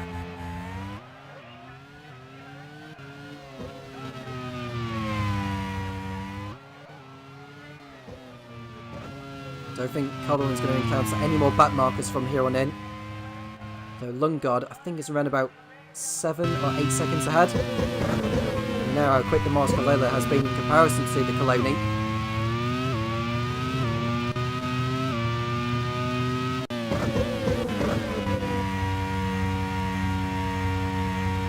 Great day for Ram, picking up 3rd and 4th. Sorry, 4th and 5th, I should say.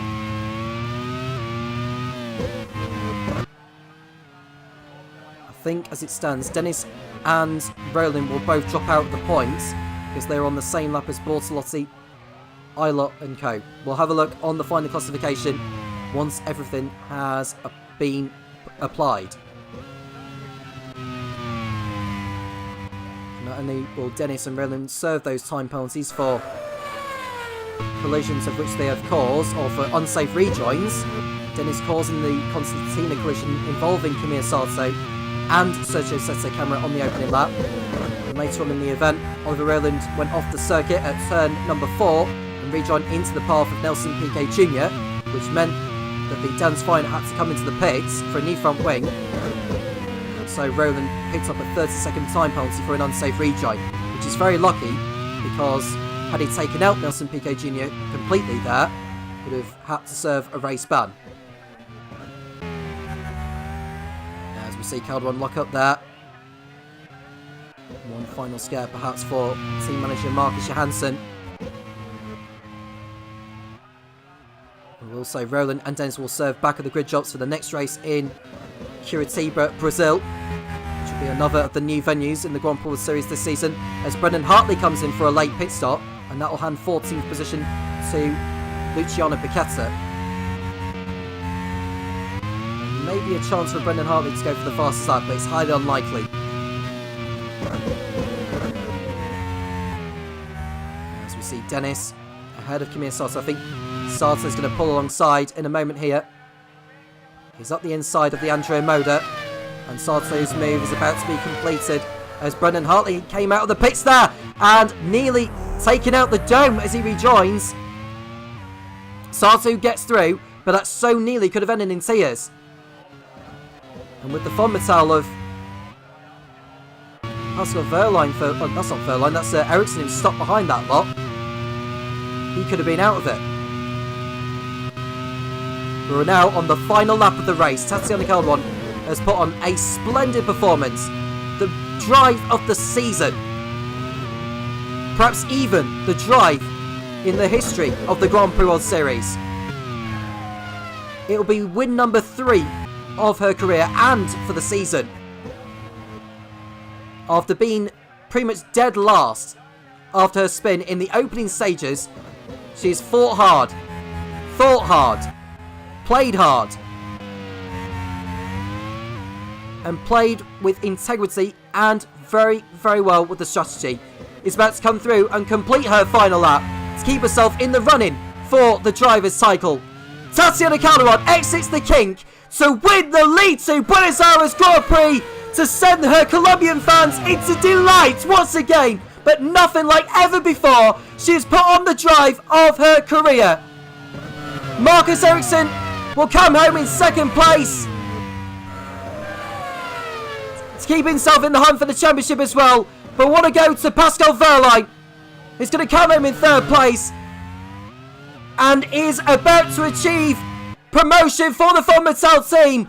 They are going up to League 1 next season, and with the Rams finishing 4th and 5th, Moscon Leila's promotion to League 1 is also achieved. There it is on the graphic at the bottom. Both Fonmetal and Moscon Leila are going up to League 1 for Season 4. Ewan Gale and Marcus Johansson can celebrate in delight in the garages. The wait is over. Moscon Leila, after the torrid time they had in Season 2 last season with only 5 points, have bounced back at the first time of asking. For Fonmetal, it's pretty much a similar scenario, only 5 points last season in League 2. What a contrast. They have gone up as well. Both of those teams will be racing in League 1 next season. Gary Paffett is 4th, Alan Minish is 5th for Ram, and Christian Lundgaard, the last driver on the lead lap, in 6th for Coloni. But there is your race winner, Tatiana Calderon for Moscon Leila. Marcus Ericsson in second place ahead of Pascal Wehrlein. Then we've got the 2 Rams of Gary Paffett and Alan McNish in 4th and 5th. Christian Lundgaard 6th, had a Dan Titson bringing Real's best result of the season in 7th. Kimi Sato 8th, Mirko Bortolotti in 9th, and Callum Eilert picking up the final point in 10th place, his first point in a while as well. Outside the points, we've got Fabio Lima in 11th, Jake Dennis in 12th, and Oliver Earl in 13th. Their time penalties have been applied. Luciano Piquetta in 14th, and Brendan Hartley, the last finisher, in 15th, and 2 laps down.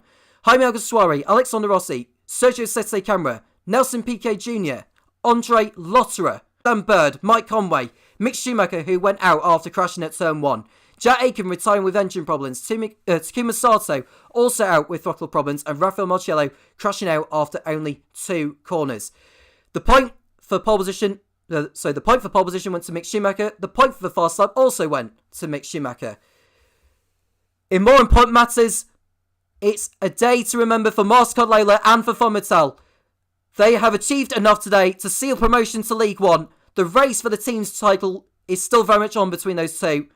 The race for the League 2 Drivers' title is still very much on between Marcus Ericsson, Pascal Wehrlein and Tatiana Calderon. Wehrlein is still in the lead in the championship race, but his lead has been cut down to 11 points by something quite special from the Colombian Tatiana Calderon.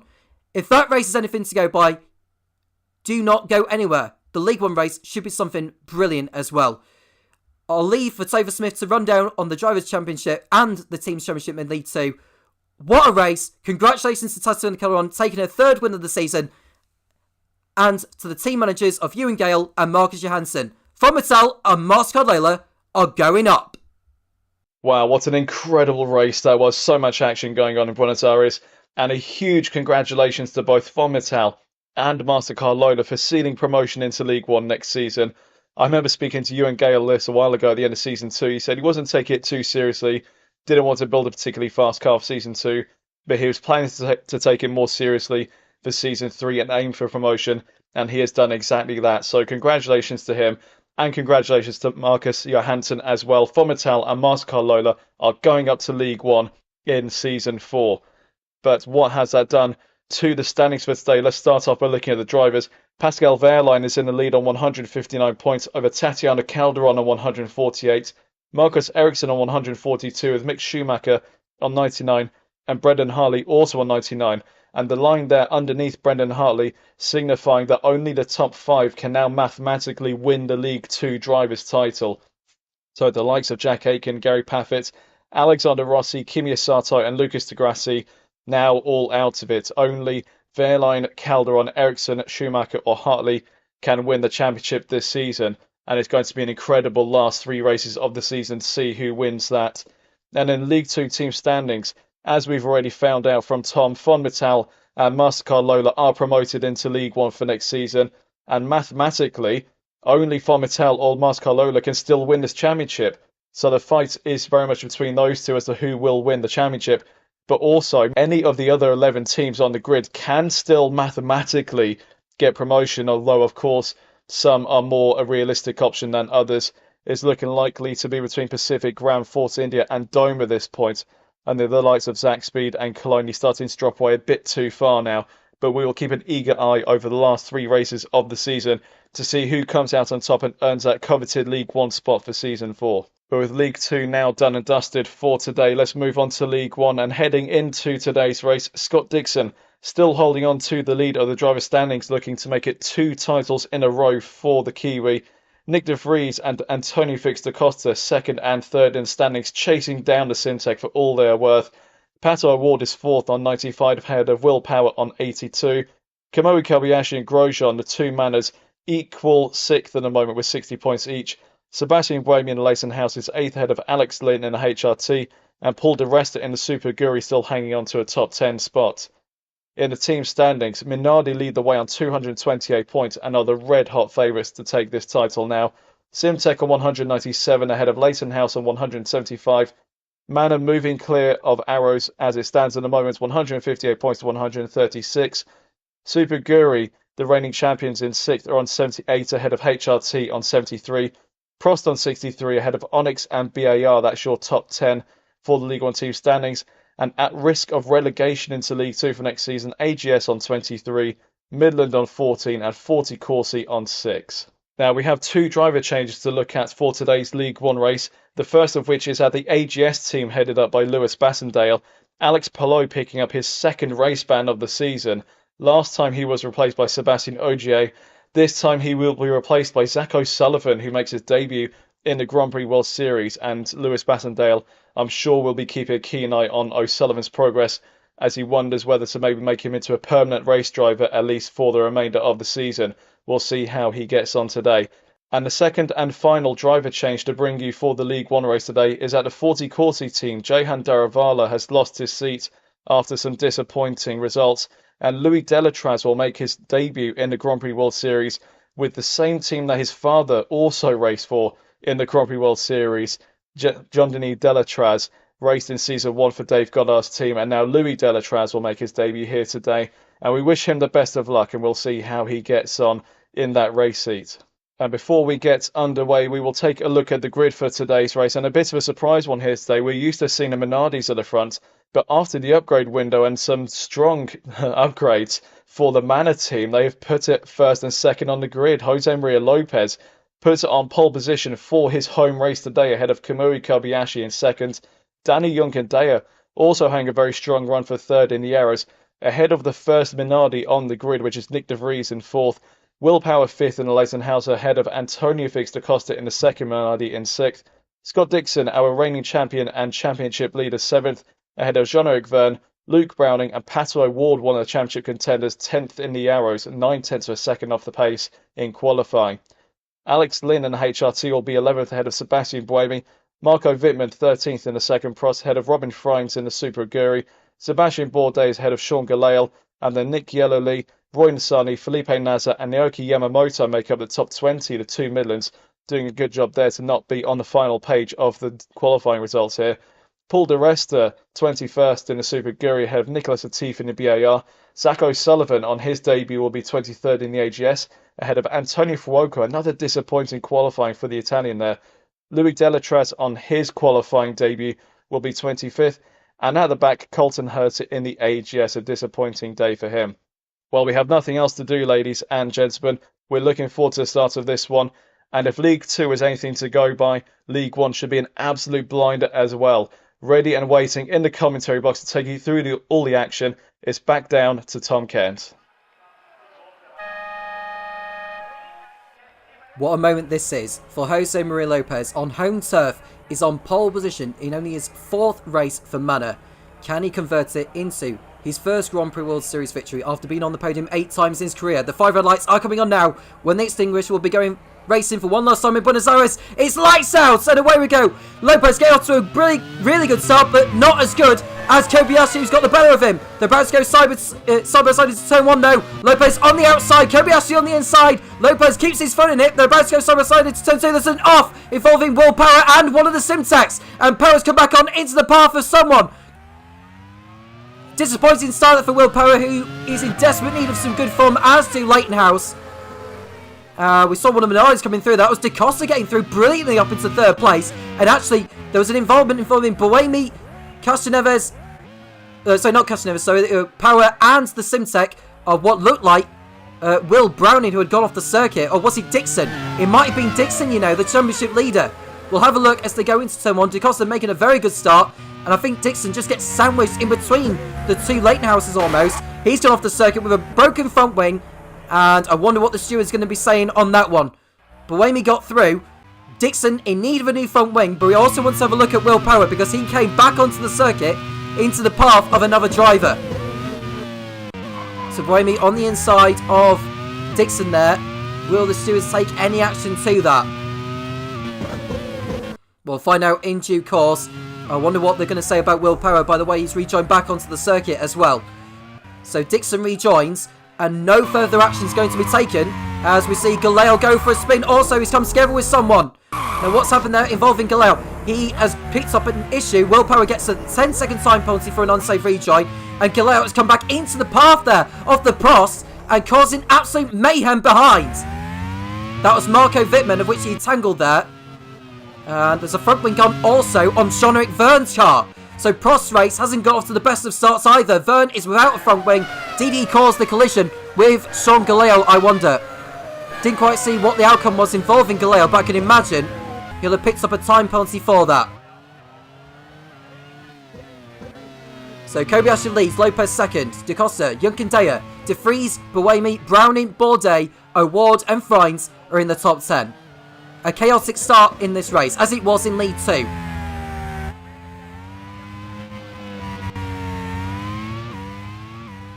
Kobayashi getting off to a good start. He hasn't won in the Grand Prix World Series since the season opener in Taupo in Season 2 when he was an Arrows driver. He did take victory on the road in Dijon-Bourgogne, but a time penalty for an unsafe rejoin costing the victory to Pato O'Ward.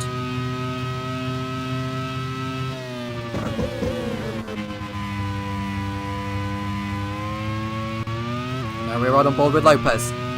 He's able to get it back from here. Verne comes into the pits for a new front wing, and so will Dixon.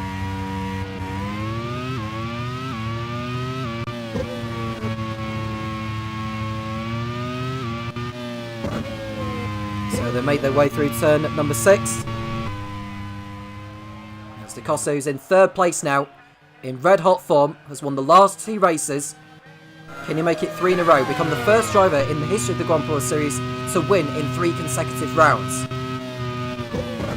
There you can see Nick de Vries behind Danny Juncadella, who's running in 4th place. You've got de Vries, Buemi, Browning, Bourdais, O'Ward and Friends. Alexson outside the points in 11th, and it's Will Power in 12th. As we see Marco Wittmann, who's running in 16th place, locks up into the hairpin. He's able to keep the car on the racetrack. Good damage so far for Wittmann, luckily.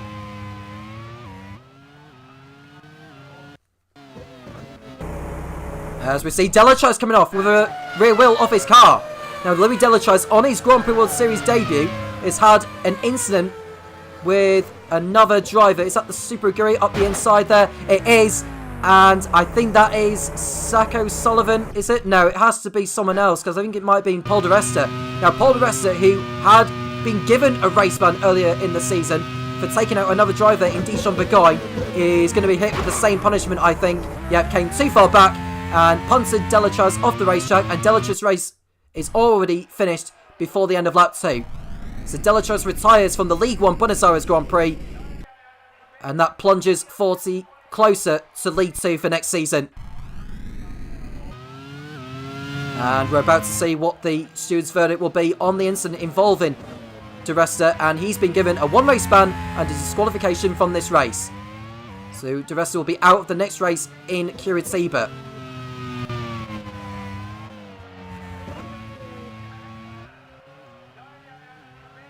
So the incident involving Galale on that one resulted in him picking up a 10-second time penalty, for your information. So wherever he ends up, 10 seconds will be applied to his race time. So we've got Will Power, who's going to be picking up a time penalty for an unsafe rejoin. I think it was 10 seconds that he picked up, it might have been 20, I can't quite remember.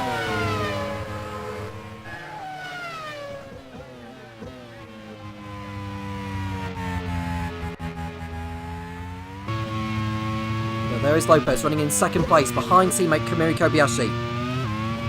Now, the driver's cycle seems like a long shot for Manor at the moment, but the team's championship is still possible. If they can get a 1-2 out of this one, they are right back in the mix against Minardi, Simtek and Co.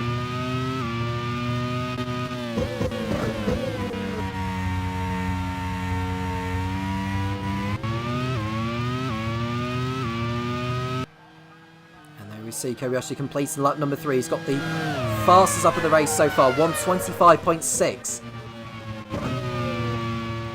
Lopez in P2, DaCosta 3rd.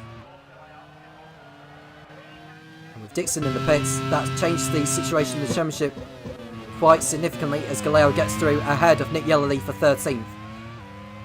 Now, if Dixon finishes outside the points and DaCosta finishes in 3rd place, that will get the gap down between those two to 27 points. And de Vries will fall down to 3rd position. He'll still pick up 10 points from this race. He'll be 3 points off DaCosta and 30 off Dixon in the race for the title in the Drivers' Championship. There was a 10-second time penalty also for Will Power, so not 20 seconds, as though at the first thought.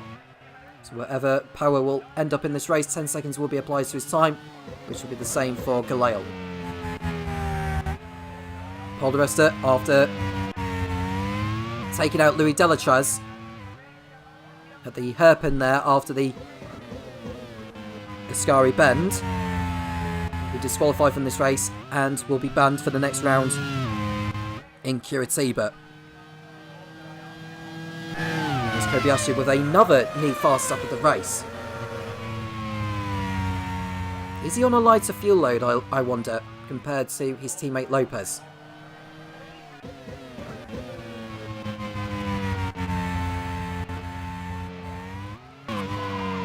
There we see Felipe Nasser running in 15th position in the Midlands. We are in need of some good points today. They are 16 points from safety, They are holding the 10th and final survival spot. It's unlikely any of the others will be going down this season. So it's looking like 3 from 4. AGS went into this one 10th with 30. AGS in 11th with 23. Midland in 12th with 14 and 40. In 13th with 6 points. And 40, just to remind you, have not scored since the opening race of the season in Sepang. It's unlikely they'll add to their score here.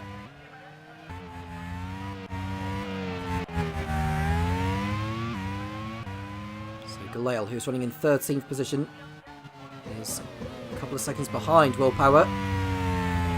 And you can see Sebastian Buemi in 6th place, behind Nick de Vries.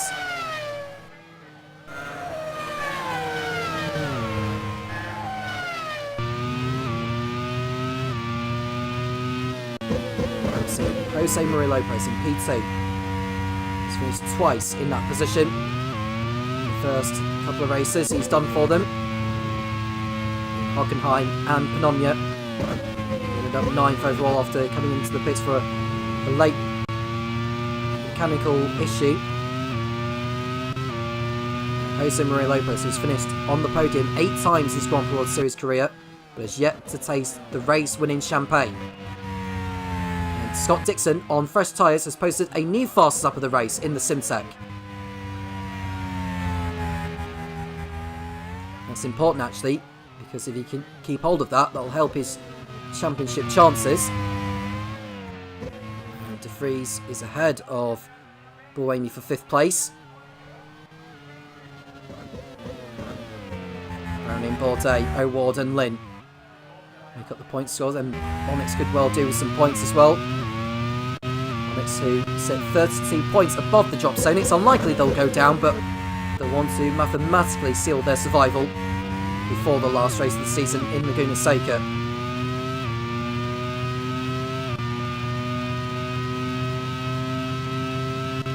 Now, the highest of all those who are battling for survival, in the teams that are battling for survival, the bottom 4 teams, that would be Felipe Nasr in 15th. You can see Zachary Sullivan is making his debut this round. He's running in 22nd place, just in front of his teammate Colton Herter.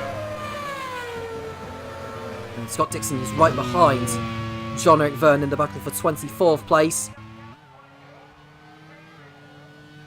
He'll be looking to make his way through the field as well.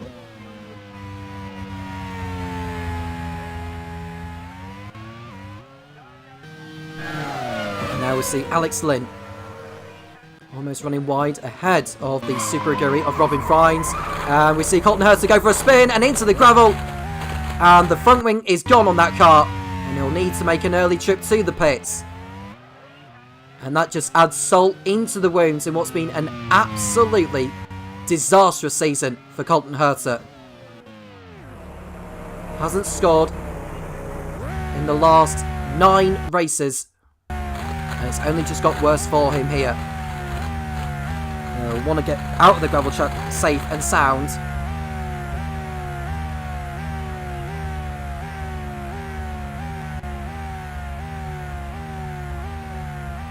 Taking a long time to get out of there. Saw what happened with Brendan Hartley and Sergio Sette Camera in the League 2 race. He's back on circuit now, and Colton Herter is down to 25th and last position, and he's going to need to come back in for a new front wing.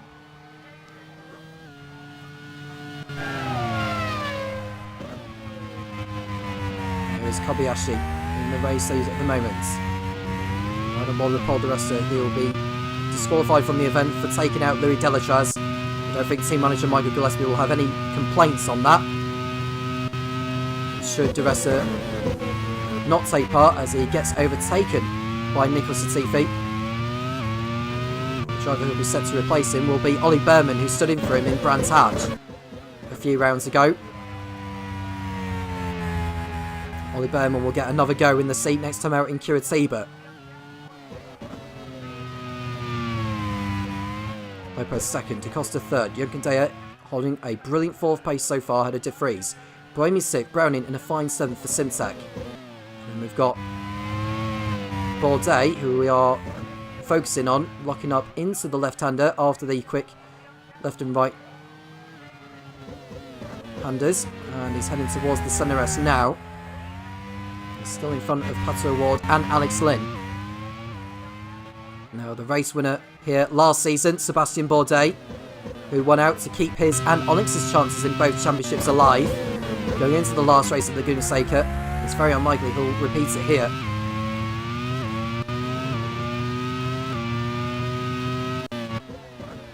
As we see Colton Herta get lapped by the manner of Kamui Kobayashi, who needs to move out of the way of Jose Maria Lopez very shortly as well. It's going to be another lonely race for Colton Herta. And you can see Dixon is right behind Verne now, but he's dropped back a little bit because he locked up into the centre S.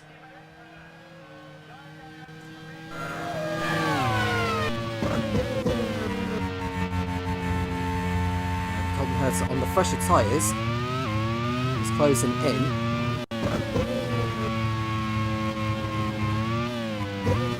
Fines has fallen out of the points for your information. Power's ahead of him now. As Suit Fines lock up ahead of Galeo. As they make their way through.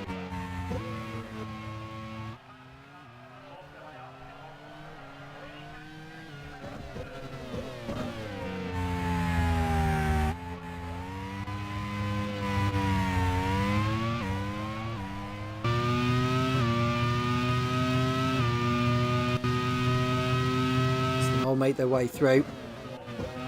As Lopez stopped behind the AGS now. Herta needs to obey the blue flags and stay out of the way here. He does stay out of the way, although he held... Oh, he's gone off again though as Herta. Needs to be careful, does not return into the path of the Minardi, and he has done! And I have to say, that was completely inflicted by the man himself. And Taylor Fitzicos is very, very lucky to stay in this race. But what was Colton Herta doing there? The way he rejoined was utterly disgraceful. And he'll need to come back into the pits again for a new front wing and rear wing. Now, this is not Da Costa's fault by any means, because he has no right to just have to slow down to avoid Colton Herta. So that was completely dangerous from the American's point of view. But Herta has found himself with more work to do than desired. And it's a 10-second time penalty to the American for the unsafe rejoin. But I think that's hardly relevant now, given how far back in the field he will be by the time this race is over. I wonder what team manager Louis Bastendale will say on that as well. Oh, has he come back into the path of another driver? No, that's the car getting back into more racing type manner, although he's got no front wing or rear wing to his car. Just needs to be careful it doesn't cause any more issues to the drivers behind. As we see Fries lock up in front of Galeo. They're fighting for 12th and 13th.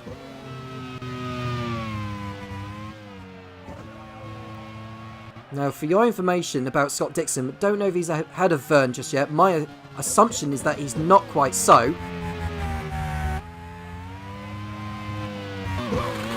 As Herta runs wide yet again, and the wheels come off.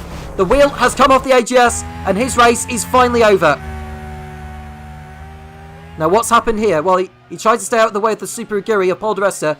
Oh, he got tangled with the 40, and he in fact took out the 40 of Roy Nissany. That is utterly unprofessional, stupid, and completely unacceptable.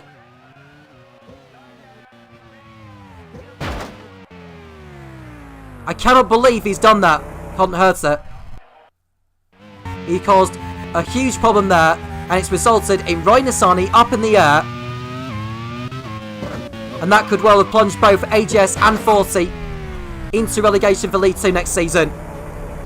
And Nissany out on the spot there. Dave Goddard will be absolutely furious with the way Colton Herta has moved across to Nissany there.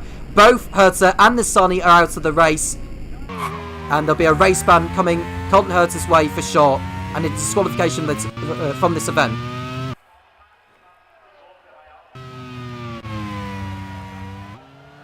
We're just waiting for confirmation from the stewards to see what the... And in actual fact, neither driver predominantly was to blame for it. Now that is very interesting because it looked like Colton Herta, with the broken front wing and rear wing, seemed to have caused more issues than one to take out Roy Nassani. I felt that was more in Herta's part more than anything else. But seemingly the stewards have taken the decision to call that as a racing incident. Subject to appeal. But the stewards have determined that no driver was to be predominantly to blame for that collision. I mean, I personally think that was Herta's fault, in all honesty, but I'm not the steward.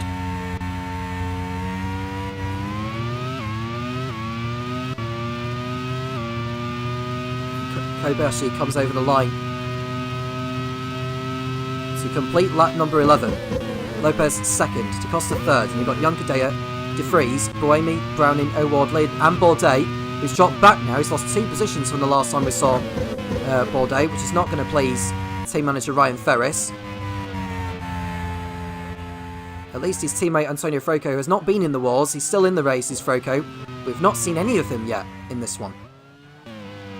But he has struggled for pace in recent races, has Froco.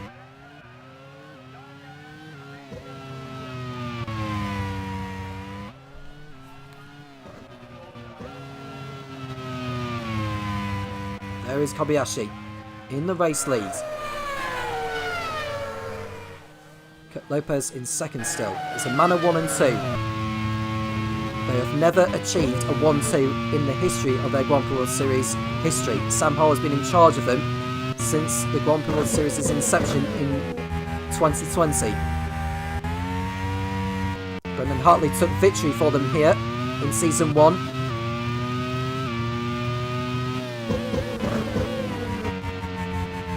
Looks like Kobayashi and Lopez are going to be on their way to victory unless anything happens to them in terms of the pit stops or any problems of their own. But DaCosta will be very happy in terms of where he is for the sake of the championship, as will Nick De Vries. Will we see Scott Dixon back into the points before this race is over? Will he do what Tatiana Calderon did earlier in the League 2 event? As we see Will Power dive into the inside of Sebastian Bourdais, and the Australian goes back up into the points.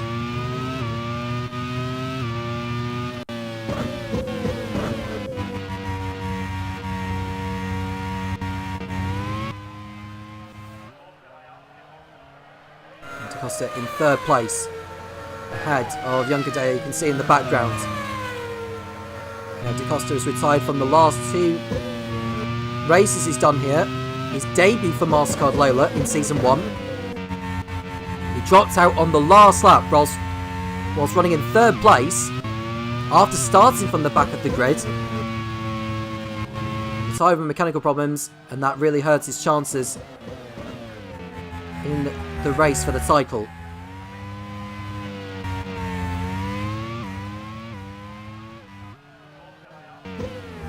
And you can see Galeo there about to be overtaken by Nick Yellowly. Has Galeo picked up an issue? It looks like he has, because he's not going as quick as he should be.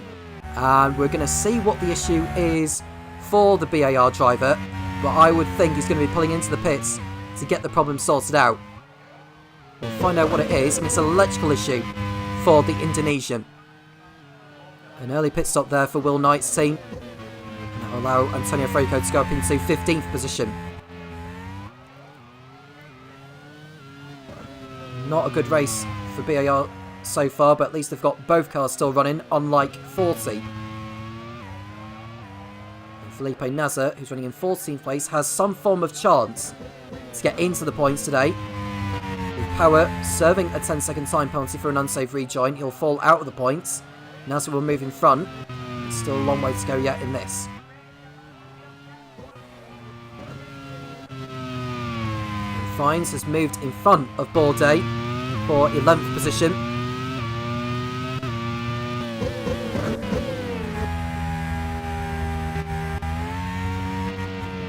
Go back to the front. Kobayashi still leads. Lopez in second position. Getting towards the first round of pit stops. And we see Zach O'Sullivan going to combat with Scott Dixon for 20th position. Dixon managed to get in front of Vern, for your information. And we see DaCosta crossing over the line. Still in third place as we speak.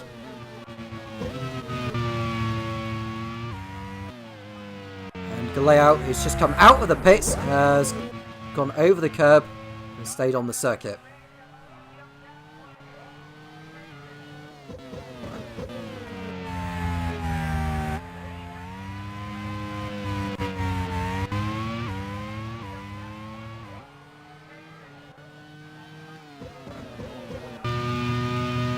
Kobayashi in the race lead as Zach O'Sullivan gets overtaken by Scott Dixon. And that was not the hardest overtake that Dixon's had to make this season. He's through at last, and now he'll go after Paul di Resta.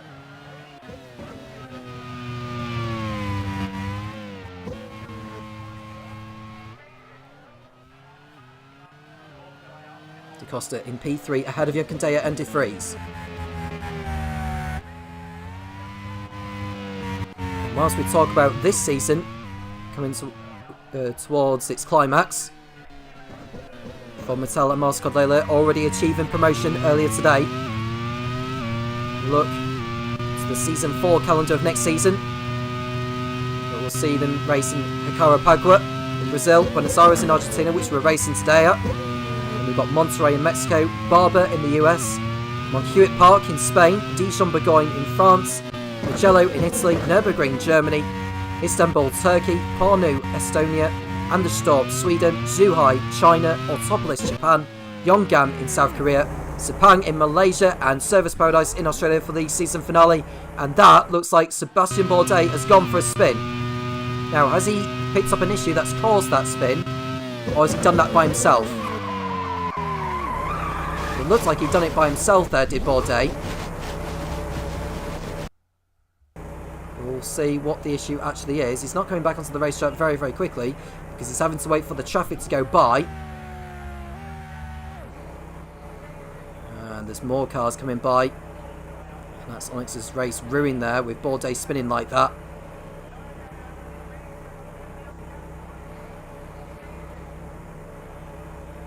And there's another car coming through.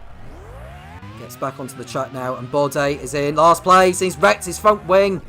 How's the Frenchman? And he's wrecked it even more. Don't make any more damage, Sebastian. He's back on the circuit, but he'll need to come back in for a new front wing.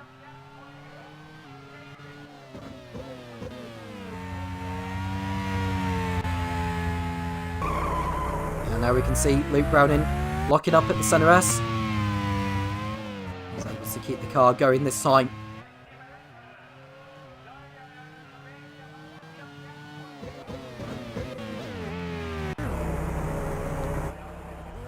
He's locked up in front of Ward and Lynn. I wonder if we've seen any scheduled pit stops from the leaders. Well, we are now, because Buemi is coming in at the end of lap 16.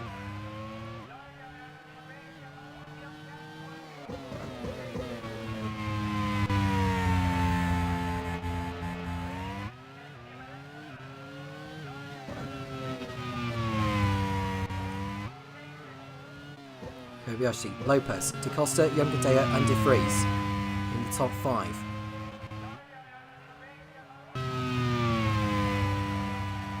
Minardi have done well to keep both cars in the race so far. They have done so in the last 2 races.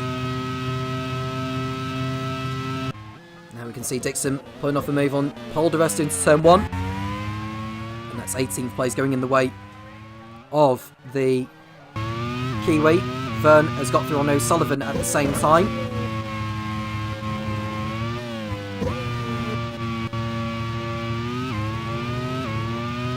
Three retirements so far. Colton Herter, Roy Nissany and Louis Delatraz are the drivers out as Sebastian Bourdais comes in for repairs.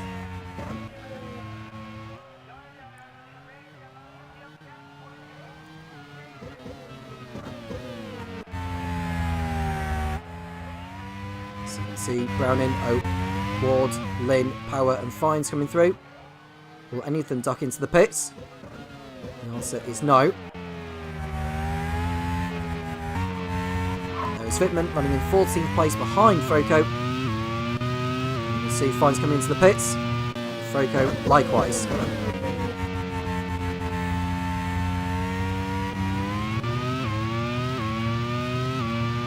So you see the leaders coming through. Yamamoto also heading for the pits.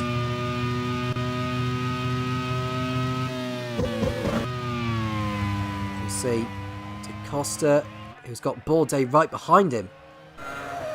He's trying to lap him. Froko coming into the pits. Rejoining 22nd position, I'd have thought. And there's Dixon on the inside of the Super Aguri of Robin Fines this time, who's just come out of the pits. And Dixon is through into 15th. And bad news for Alex Johnston. His driver, Felipe Nasr, who was running well, is out of the race in the Midlands. And that's another retirement and another step closer to the League One trapdoor.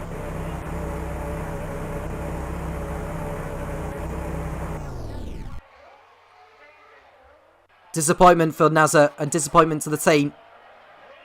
Hardly anything has gone right for them this campaign.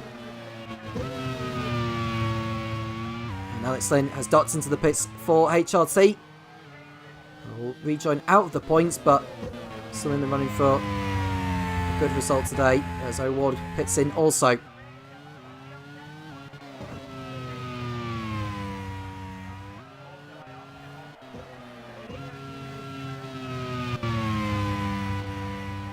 There will Lynn rejoin. Lynn is out ahead of Dixon in 12th place. Dixon moves up another position as a result of Naz's retirement. He may well get a points finish out of this after all. And now we can see Dixon is right behind Alex Lynn in the battle for 12th position. Lynn will be on fresher tyres though. Lynn has had the tyres he is on since the beginning of lap 2. So he had to pit in at the end of the opening lap for repairs.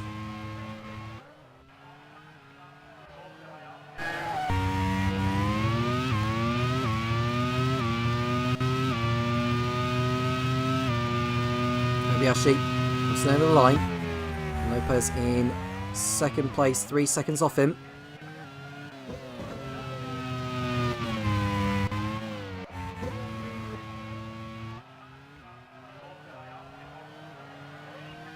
And ahead of Lynn, you can see Nicholas Latifi.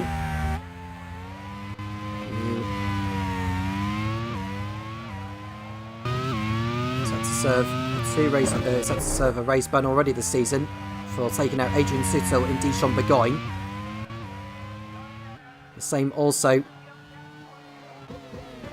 in Sentil when he took out Alex Palou.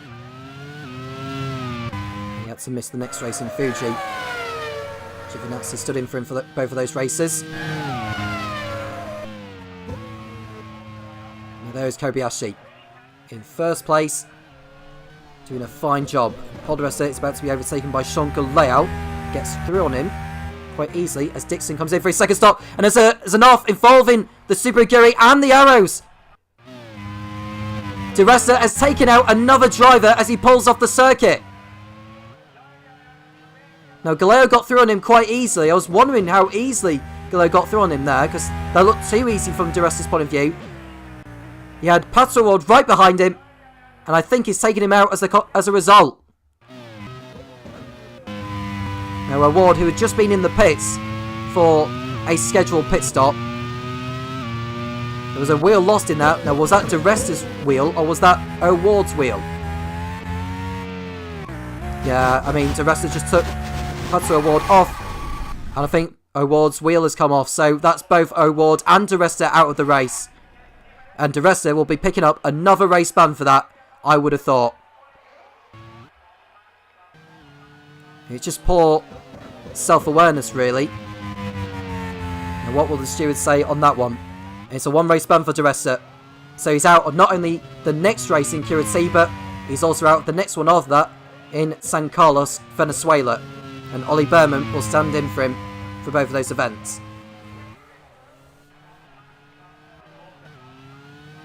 It's been a pretty average season for Super Aguri in Michael Gillespie's first season with the team. And there we can see Scott Dixon, who did his scheduled pit stop, he's come back out in front of the two leaders who are about to lap him. Marco Wittmann's come into the pits for Prost.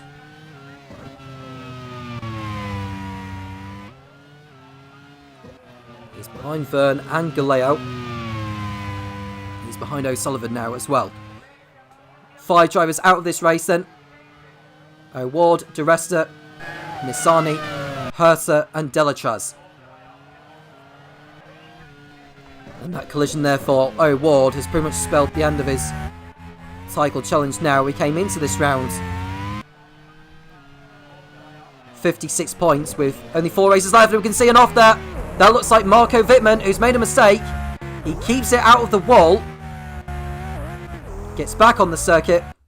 That could cost him later on. He's just been in the pits, has the German. He's about to run wide on the grass, got out of shape. And luckily there was some tarmac there for him to use to help the car avoid the barrier. He hasn't lost any positions. Now,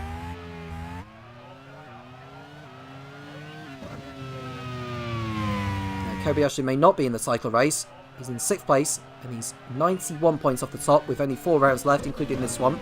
So he's virtually out of the running.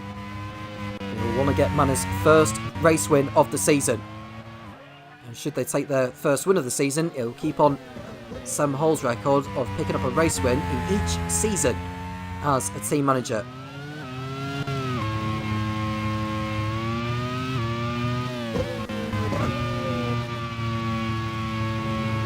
You can see Antonio Felix da Costa in 3rd position. He's not had to do anything so far in this one, but he's doing all he needs to be doing. He goes down the arrears in the championship race with Scott Dixon. Peter Vries is also in there as well. It's still Dixon's championship to lose though. He can still get back into the points.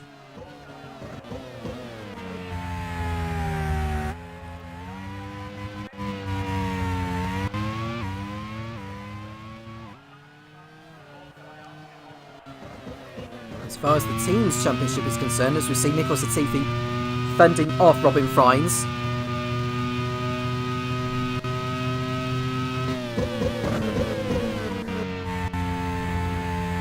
Now, if Manor were to get a 1-2, as well as pole position in the fastest lap points, they would go on to 203 points. They would go in front of Leighton House and Simtek. But Minardi will still be ahead. If da Costa was to finish 3rd and De Vries 5th, that would give them 25 points and they'll go on to 253. So they'll have a 50-point lead over the others with 3 races left. And that's more than the maximum score for a single round.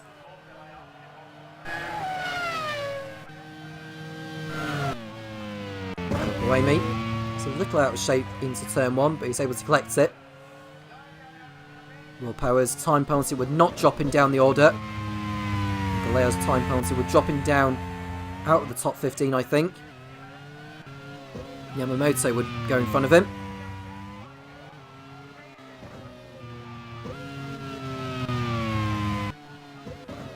There is Lopez running in 2nd place.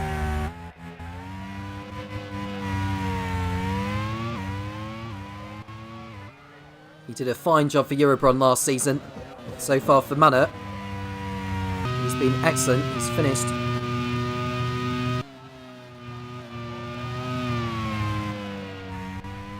as we see a new fast start being posted by Scott Dixon now for a 125.4. So Manor no longer have that fastest lap point. I was going to say for Jose Maria Lopez, he had a good run of finishes to the end of the season for Eurobron.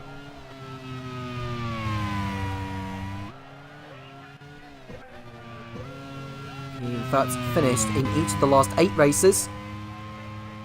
And he's finished his first 3 for Manor so far. So he's finished the last 11 races that he's competed in as Lopez.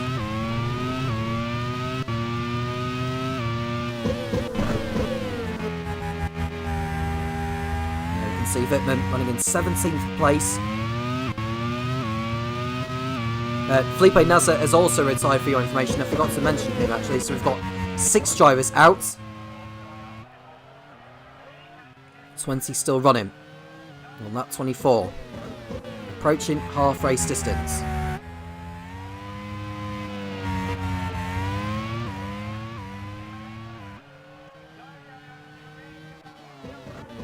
Two HRTs in the top 10 for your information. Nick Yellerly and Alex Lynn.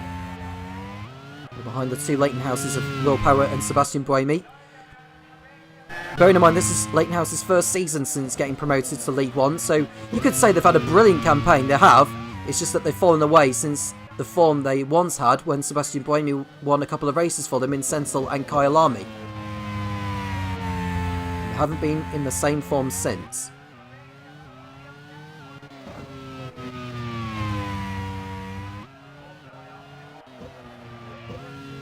Scott Dixon has yet to have a mechanical retirement this season. All of his retirements have been through crashes of his own. He was taken out by Will Power in Yongam, and the other 2 occasions in Kyalami and Hockenheim, he lost it all by himself. And had it not been for that, he would have been well and truly clear of the rest, and very much have sewn up this championship. It would have helped Simsek in the team's race as well. So it looks like Kobayashi and Lopez are going to be doing one-stop strategies. DaCosta, Youngday and De Vries likewise.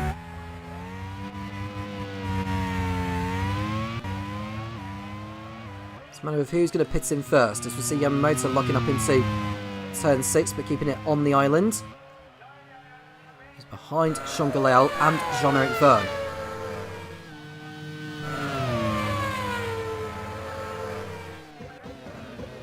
Doesn't look like Prost are going to be coming away with anything today either. But they're needing to worry in their quest to beat the drop. And Verne has gone off the circuit. Now what has happened to Verne? Has he made a mistake? It looks like he has, because the engine is still running. And does he catch the grass on the entry? No, he actually has a spin and has gone into the barrier. Very lucky to keep that car going. And Verne has to wait for the traffic to go by. And he's pointing the wrong way, is Verne. He needs to be very careful. Wittmann goes through. And it looks like Froko is about to go through as well. Now he needs to be careful because Dixon is coming up behind shortly. And luckily he does not take out the Kiwi. Verne's lost so much time once more.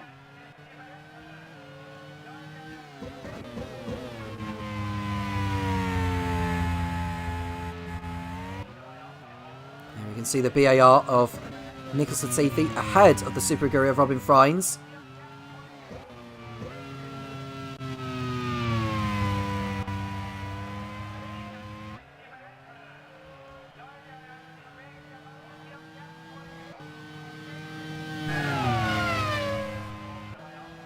DaCosta pits in from 3rd position at the end of lap 27. Hoping to get out in front of Sebastian Buemi, I would have thought.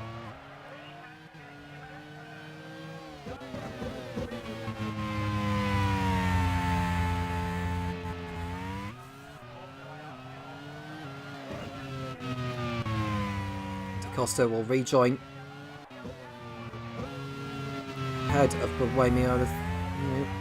Does Buemi get in front of him? No, it'll be DaCosta getting in front of the Swiss. So DaCosta rejoins in 7th place. He might go for the fastest lap. He's got some clear air in front. And there's a chance for him to get a fast lap point on the fresher tyres. Dixon has that at the moment. Can DaCosta take that away from him?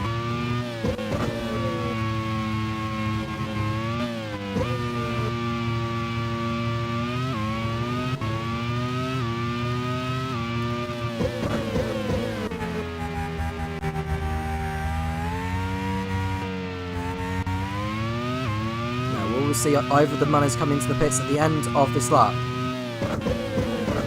So that Vern has come in for his first scheduled stop. Comes in, as does Nick de Vries, and they both spin in the pit lane. They both spin in the pit lane, and that so nearly could have been curtains for both of them. Going in too quickly there, and Daniel Gandaya is struggling to get that car back into the pit lane. And this is a disappointing sight for Topher Smith, who's in charge of the squad. Daniel Gandaya carried too much speed, tried to get the car into the pits. He's come back out of the pits. Now, surely, if he's reversed back out of the pit lane or going in the wrong direction, that should be a disqualification. He's in the pits now, as is Latifi, but Young Gandaya has lost so much time, as has de Vries.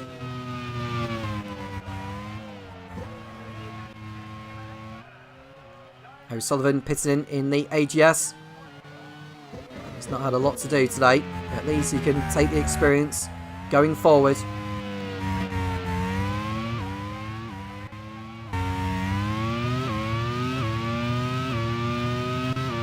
Kobayashi and Lopez continuing on. First and second places. The home fans would have loved to have seen Lopez take the top step today.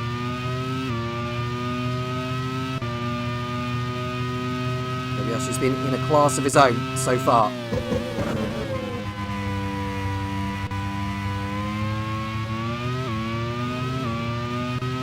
Now, if I was Lopez, I would consider pitting in before Kobayashi. Browning in third place, Willpower fourth. It's DaCosta who's fifth after his pit stop. He has not got the fast up point, so Dixon continues to keep hold of that. Yellowy pits in for HRT from 9th position. There's Fines locking up into the last hairpin of the lap. And over the line comes Fines, who's in front of Galeo. Yamamoto up to P11. I don't think he's stopped yet in this race. Has the Japanese.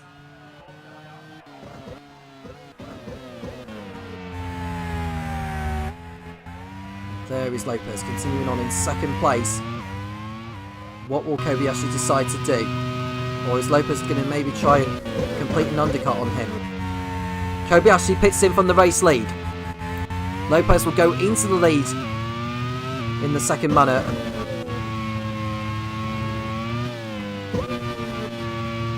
Luke Browning should go through as well, unless he decides to come into the pits at the end of this lap.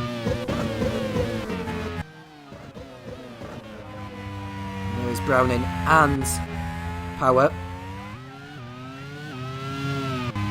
And Kobayashi comes out in second place, well ahead of them.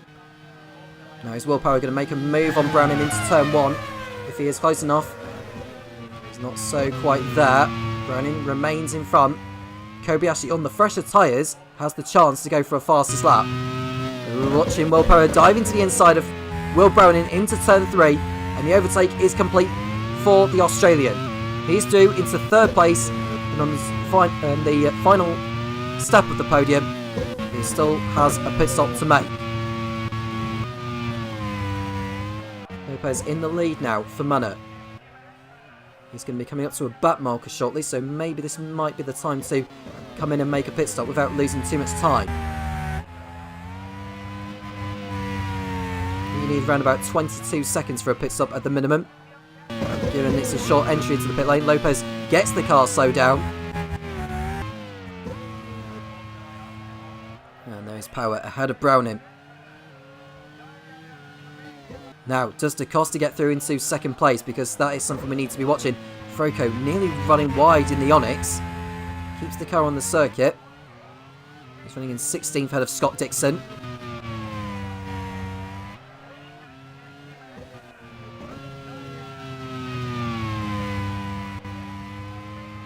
Now, Browning pits in from third place. Now, what about DaCosta? Does he go in front of Lopez? Well, no, he doesn't, but Lopez is off the circuit and he's broken his front wing. A shocker there from the home hero. Jose Maria Lopez goes off, wrecks his front wing, and hands the position to Antonio Felix da Costa. He'll need to come back in for a new nose section.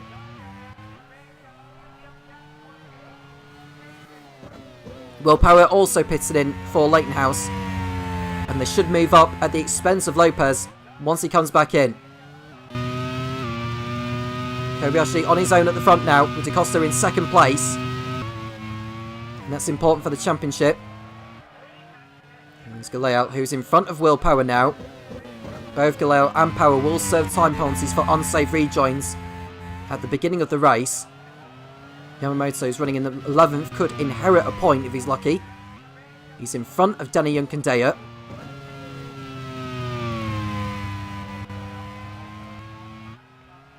There we see Antonio Felix da Costa in second place. He needs to keep on scoring big to close down the gap to Scott Dixon, who is out of the points. He's on course for a point at the moment, is Scott Dixon for the fastest lap, as Lynn gets through on Lopez, who is without that front wing. Now, does Lopez get into the pit lane gently, as he did so last time, considering he's got no front, well, half a front wing to his car? It proved to be a bit of a handful. He is through into the pit lane. He'll fall out of the points by the time he rejoins. As Buemi goes for a spin in the Leighton House. And he hands the position to Alex Lynn and nearly rejoining into the path of Nick De Vries. Now, what will Buemi get here? Because De Vries had to jam on the brakes and Buemi was just too greedy on the throttle on the exit of turn 1. Lynn got through safely, but De Vries had to slam on the brakes to avoid contact. De Vries is up the inside of Buemi now. What will the stewards take on that? It'll probably be no further action. But we'll wait and see what the verdict will be. It's probably no further action, more than anything. So it's as you were. And you can see Danny Yunkandea, who's running in 12th position behind Jose Maria Lopez, has got out now. He's in 11th position behind Yamamoto in a quick and refreshed manner on those tyres. He'll get through on Yamamoto rather easily. He might even go for a fastest lap, who knows?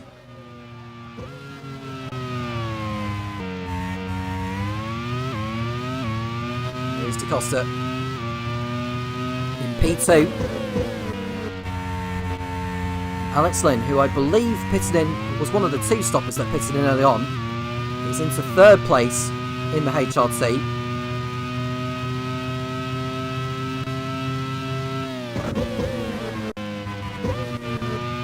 It's unlikely that da Costa's going to take a 3rd win on the bounce, but you never know.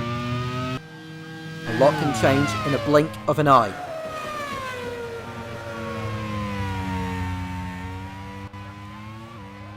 And there is Lynn. His teammate Nick Yellerly is running in 13th behind Yunkandea. And Will Power is making his way back through the field. He gets through ahead of Sean Galeo. That's enough to move him into 8th place. Yamamoto is running in the final points paying position ahead of Jose Maria Lopez. I don't want to make too many more errors like that.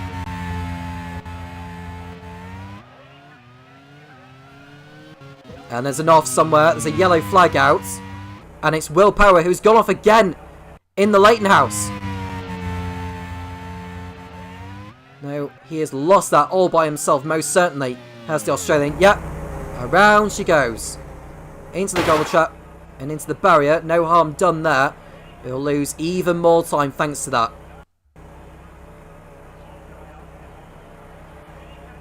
And Will Power, who has been on a really wretched run of form. He has yet to win a race this season. He's well and truly out of the race for the title. Spinning the car back round. Will he get out without coming back into the path of anyone else? He's back on safely ahead of Zach O'Sullivan. And he's in 17th. That promotes Dixon up to 15th place. Yamamoto is 9th ahead of Lopez. Now, is Lopez going to get the fastest lap, considering he's on the fresher tyres? We'll find out in a moment. He gets through on... That's Kobayashi, I should say, who's just lapping Jean-Eric Verne. I don't think Lopez got the point for the fast lap. You can see Jean-Eric Verne locking up there. Now, I'm not sure what happened there involving him. Want to get a replay of that. Because Kobayashi got thrown him. Safe and sound. And Verne, in fact, nearly running into the rear of the Onyx of Sebastian Bourdais, who is on fire and is going to be out of this race. Last season's race winner in League One on this track is not going to be finishing this time. So his car goes up in flames, as does his race. Ryan Ferris will have a lot to think about for next season if his team are going to mount a title challenge. And it's an oil leak for the Frenchman. He's the 7th driver to retire. Well, lap number 35. 20 laps to go. Kobayashi on his own, on course for his 4th Grand Prix World Series win. His first for Manor. He had to sit out a round in Hockenheim to allow Lopez to have a go. And then Kobayashi came back in the car, and Lopez is now what was Roman Grosjean's seat. You can see Seko Sullivan, who's running in 18th position ahead of Jean-Eric Verne.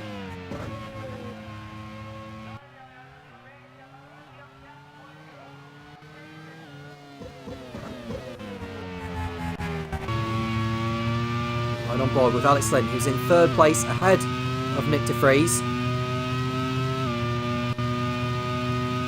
Lopez is now in front of Yamamoto, for your information, into 9th. The next driver ahead of him is Sean Galeo in the BAR.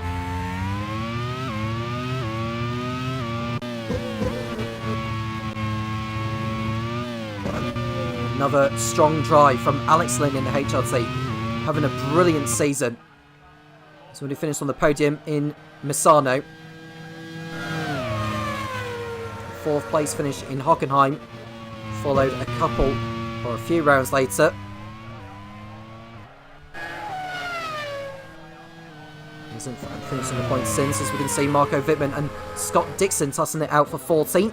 And Alex Lynn pits in for the 2nd time in this race, which allows Nick de Vries and Sebastian Buemi to move up to 3rd and 4th. Browning now up to 5th.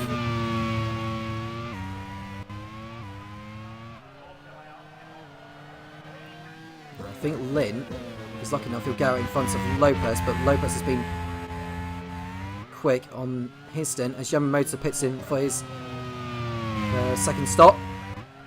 He's having a better race of it, is Yamamoto, thinking of it. There's been some effort from him. He's ahead of Wittmann. Is he getting out of either Wittmann or Dixon? The answer is no. Dixon is about to complete an overtake on Wittmann, and 13th position is his. As it stands with Da Costa 2nd and de Vries in 3rd. Da Costa will go on to 127 points. De Vries will go on to 126. Da Costa will move in front of his teammate. Dixon is only on course to get the fast lap point. So the gap will be, at the moment, 25 points with 3 races left. And you can see Yamamoto's come out of the pits ahead of the sole surviving Onyx of Antonio Frocco. And Luke Browning has picked up an issue somewhere, or has he come into the pits? We're not quite sure what's going on yet, because we can see all the timing pages changing left, right and centre, and Browning has had a spin. After running up so high, he's made an error.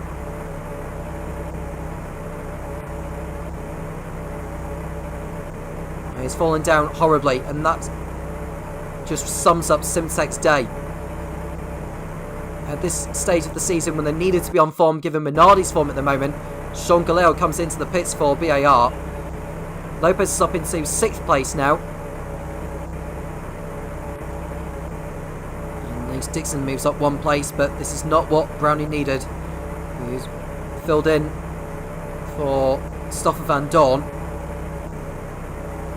He's going to fall down to last place, isn't he? Well, 18th position. He's now in front of Jean-Eric Verne. So he's had the spin at the centre S's as Sean Galeo runs wide a little bit on the exit of turn number 3. And Dixon's in for the 3rd time in this race. He'll fall down to last, I would have thought. There's no chance of him finishing in the top 10 today. Well, we'll have to hope his misfortune striking his rivals De Costa and De Vries. Buemi pits in from 4th position. That'll move Robin Freins up, unless he decides to head for the pits. He's actually heading for the pits as well, so Lopez will go up 2 more positions.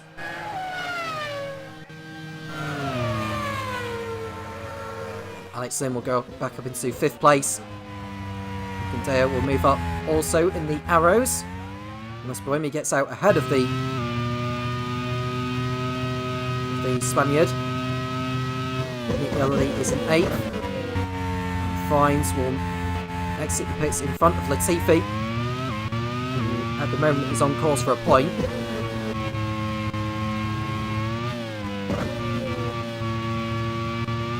An important point for BAR, to distance themselves clear of all those in the bottom 3.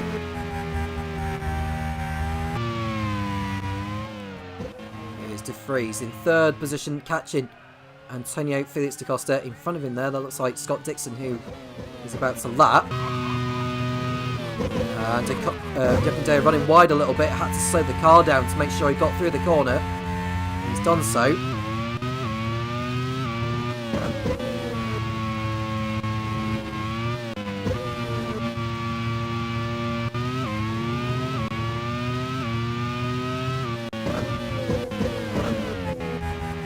Manor still looking good for their first win of the season, as Will Power locks up into the hairpin. He's able to keep the car on the racetrack.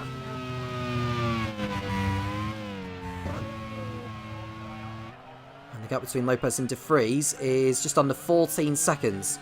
I doubt that Lopez is going to have enough time to catch the Dutchman.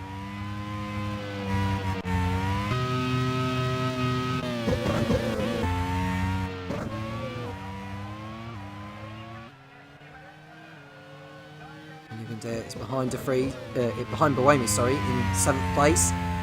Gilley 8th, Freins 9th. He's just pitted as well.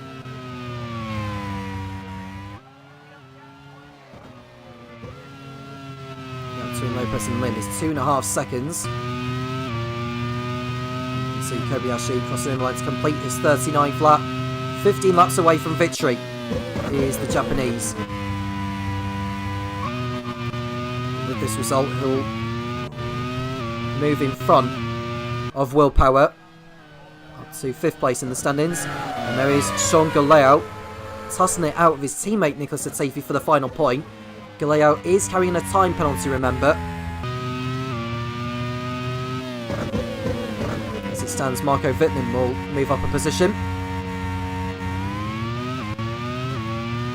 as will Naoki Yamamoto. Will Power is in 14th. He will also serve a 10-second time penalty. As it stands, he'll lose a position to Sacco Sullivan.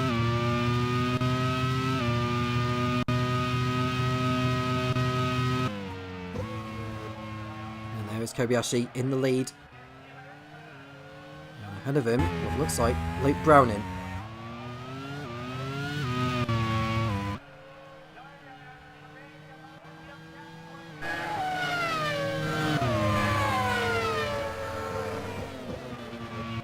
So going through turn 1, the sole surviving Midlands is in front of Will Power.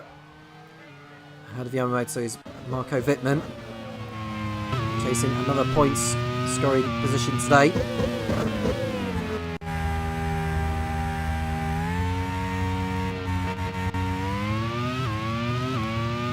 Freeze running in third place still as we see Galil and Latifi go into combat once more. As we see Antonio Franco running wide, staying on the circuit. He's in front of Jean-Luc Verne and Scott Dixon.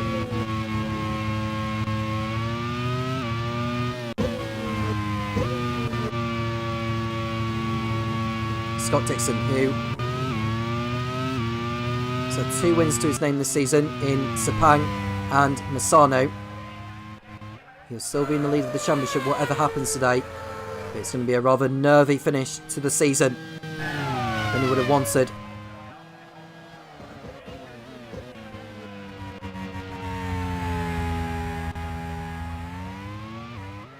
Costa still going.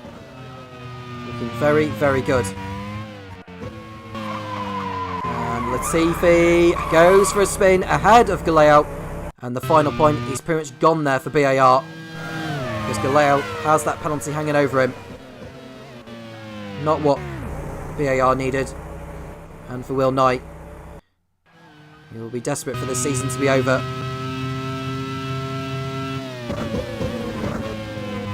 See Latifi spinning right in front of his teammate.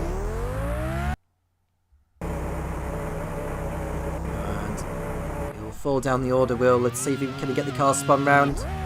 He can. And he's on his way again in 14th.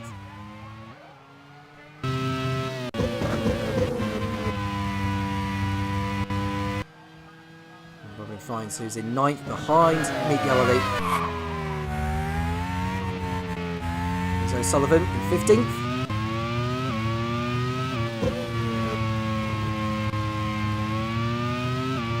Be a double podium for Minardi, even though it's not going to be the victory that they'll have wanted. Jose Maria Lopez has got the gap down between him and De Vries. I'll tell you what the gap is in a moment. And the gap is now just over 11.5 seconds. Lopez is not going to have enough time to catch De Vries, I don't think.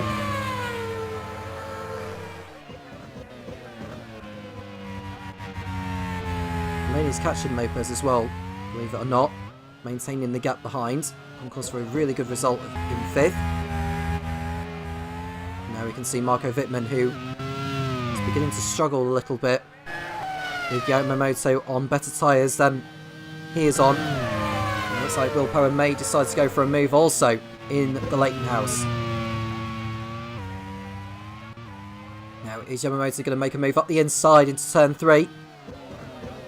Not quite so there. So he decides to wait back a little bit.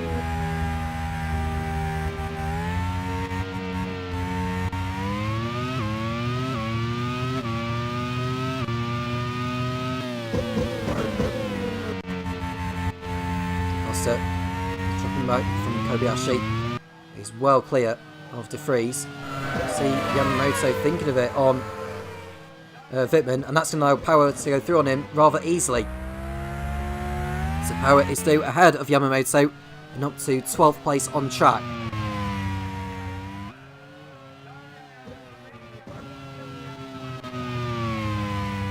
.8 seconds is the gap between De Vries and Lopez as Kobayashi gets held up by Luke Browning. So it seems like they're going to have neither of their cars picking up any points for the second time in 4 races.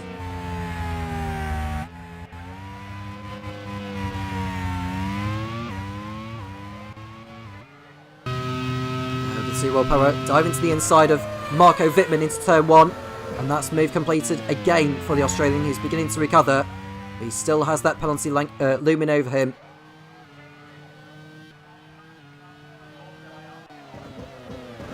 You can see Da Costa.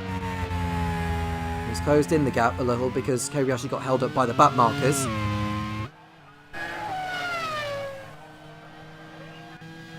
Got 11 laps to go. Lopez is closing in on De Vries. The gap is 10.3 in sector 2.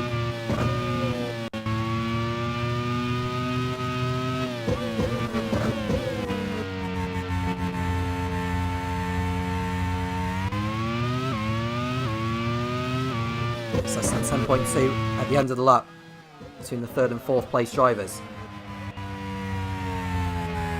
Kobayashi is coming up behind Zach O'Sullivan, who's standing in for the suspended Alex Palou.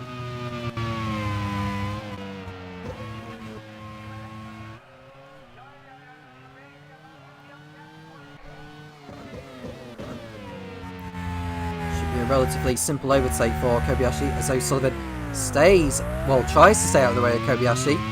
Not making it easy for him by any means. As we see Nick Yellowly touching the grass on the approach to turn 3. So to keep the car going. Now Galeo's time penalty will drop him behind Wittmann and Yamamoto. He needs to pull out another couple of seconds really.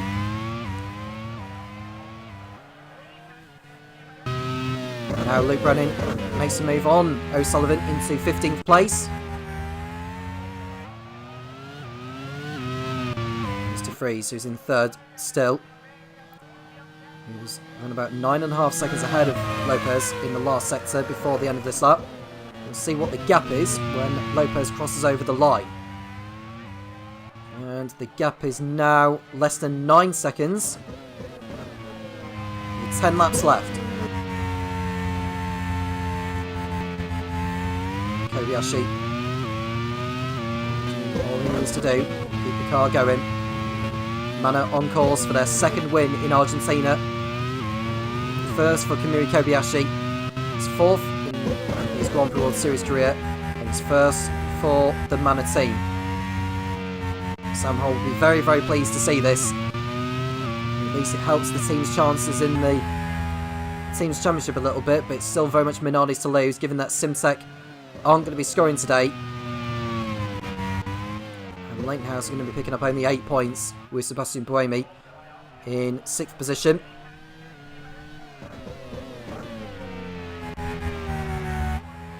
As it stands with Manor picking up 25 for the win, 12 for 2nd, and a point for the pole position.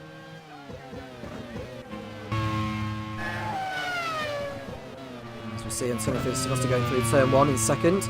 Scott Dixon still has the fast lap point for your information. That's all they're going to be getting today. Minardi will be picking up 33 points, which will see them extend their lead over Simtek. As it stands, they will be 63 points clear of them, with Manor picking up 38. They'll move on to 196 as Power goes for a spin in the Leighton House. He's done it at the centre S. And sums up his day as well. Running wide and spinning round as he goes downhill. And Latifi will go through. And the leaders will be going through shortly. I think Luke Browning will go through as well. So will Zach O'Sullivan. And Will Power will just want to just get the car pointing the right way. So lost the position to Antonio Froco and Scott Dixon. He's down in 19th place. Jean-Luc Verne will have moved in front of him as well. But Power is down at the back.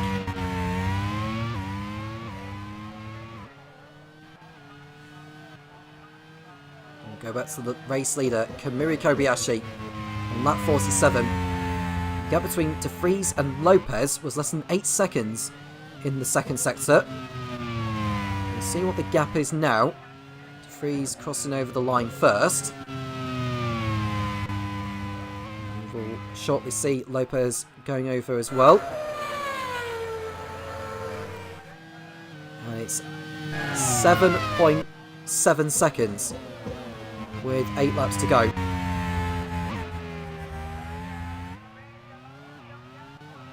There's De Vries. Continuing on his way. Lopez is still catching. Dixon's trying to unlap himself from Da Costa. He's having to make his way through the back markers.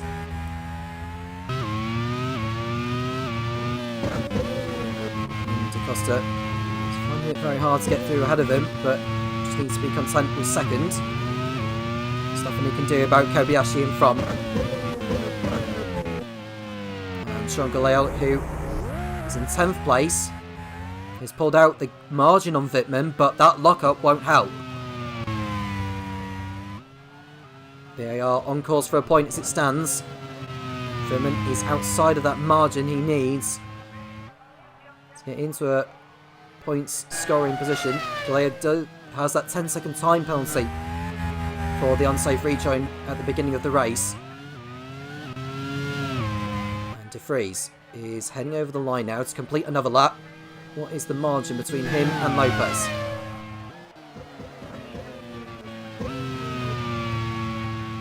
It is now 6.3 with 7 laps remaining.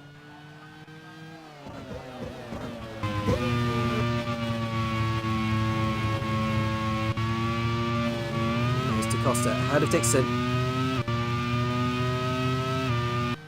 And Dixon trying to unmap himself. DaCosta not having any of it. Dixon is allowed to do this. For your information, he is allowed to unlap if he wants to, providing it doesn't take out the Minardi. Given its championship rival, of course.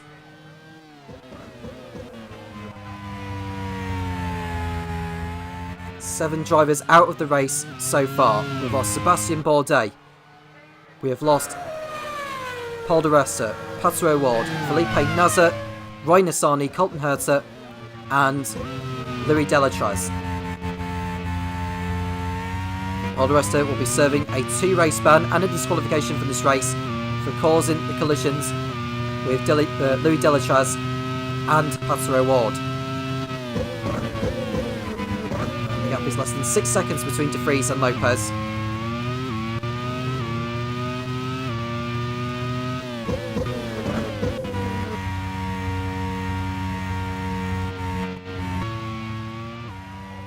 The gap is less than just over 5.7 seconds between De Vries and Lopez with 6 laps left. I think Lopez is going to run out of time before he has any form of opportunity to make a move on De Vries. You never know what can happen. We saw what happened last season when DaCosta broke down on the last lap. There's a yellow flag, and that's Will Power off the racetrack. And it looks like he's picked up an issue. Or is that a spin? I think that was a spin from Power. And that's not going to please team manager Chris Cavani by any means. We hear there Castroneves waiting in the wings. Will we see Will Power at the next race? Well, with a manoeuvre like that, the chances of that could be greater. So Will Power gets back on the circuit, but he will need a new front wing.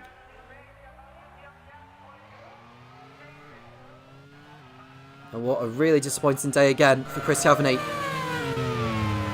He needed some strong points to stay in the hunt for the team's championship. The Drivers' Championship is pretty much long gone.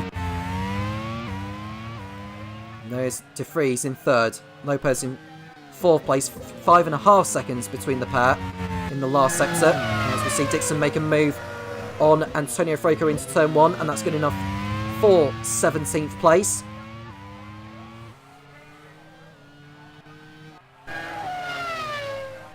And we see Kobayashi who's coming up to lap Nicholas Latifi. And Vern goes off in the Prost once more, and he's broken his front wing whilst he's at it.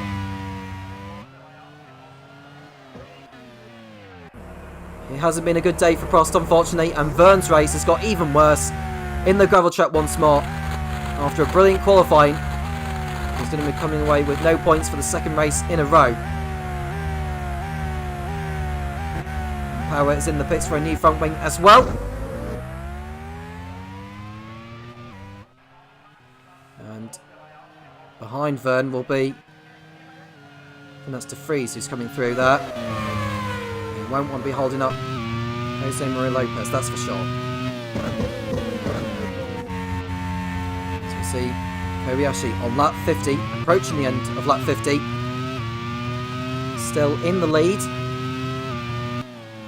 And Yamamoto is next to go for a spin onto the grass. And that's a disappointment there for Midland, who were chasing a point. That's gone as well.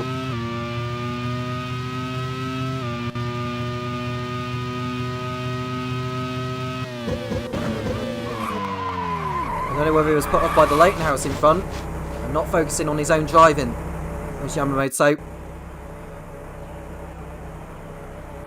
So he has gone for a spin. Will he get back onto the racetrack, I wonder?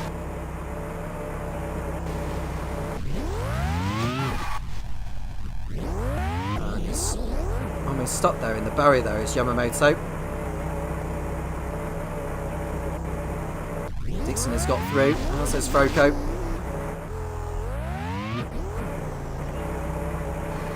Vern is into the pits for a new nose section.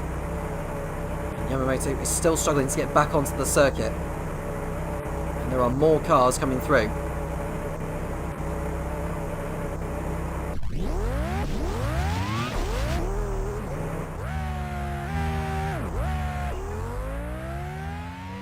He's back on track now in 17th place.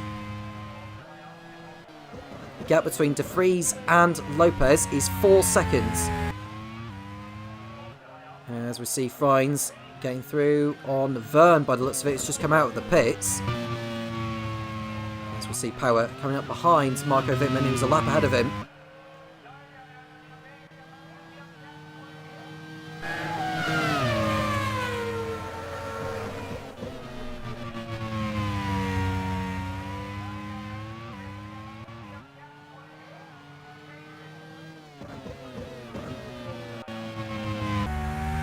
And we see a blow up for Nick De Vries in 3rd place, in front of Lopez. With just over 3 laps left, De Vries is not going to be coming away with anything from this. Great news for Lopez and for Manor.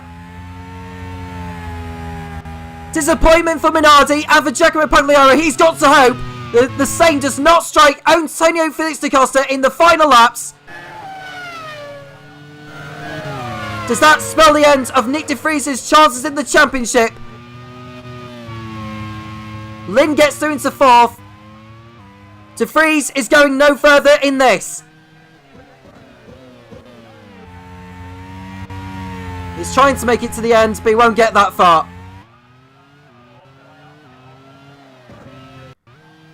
And we see Kobayashi going off as well. He's lost his front wing as Kobayashi from the race lead. And Antonio Felix da Costa with 3 laps remaining is into the lead. Unbelievable lap for Sam Hall and for the Manor team. It was looking very good for them, and Kobayashi has thrown it all away. It's a tale of 2 halves really there for both Minardi and for Manor. De Vries is going to be out of the race. Kobayashi is going to lose the victory. So De Vries pulls off with an engine failure. Kobayashi is going to lose probably his 2nd place to Jose Maria Lopez, and maybe off the podium places. Well, that changes the situation in the championship. It's great news for Scott Dixon, but the bad news for him is that Antonio Felix da Costa is into the lead and on course for 3 wins in a row. Kobayashi comes into the pits for a new front wing, and that will allow Lopez to go through. Lynn will go through. Buemi will go through. Juncadella should go through. I mean, with 2 laps left, Kobayashi might have the chance to go for a fast lap. Who knows? But the most important thing is that Antonio Felix da Costa, with just a couple of laps remaining, leads the League One Buenos Aires Grand Prix. On a track where he's had no luck in the past, fortune seems to be on his side today. And there is Dixon, who's up to 14. And Jean-Luc Verne has posted a new fastest lap of the race in the Prost. On his first set of tyres, he's now got the point for the fastest lap and is taking that away from Scott Dixon.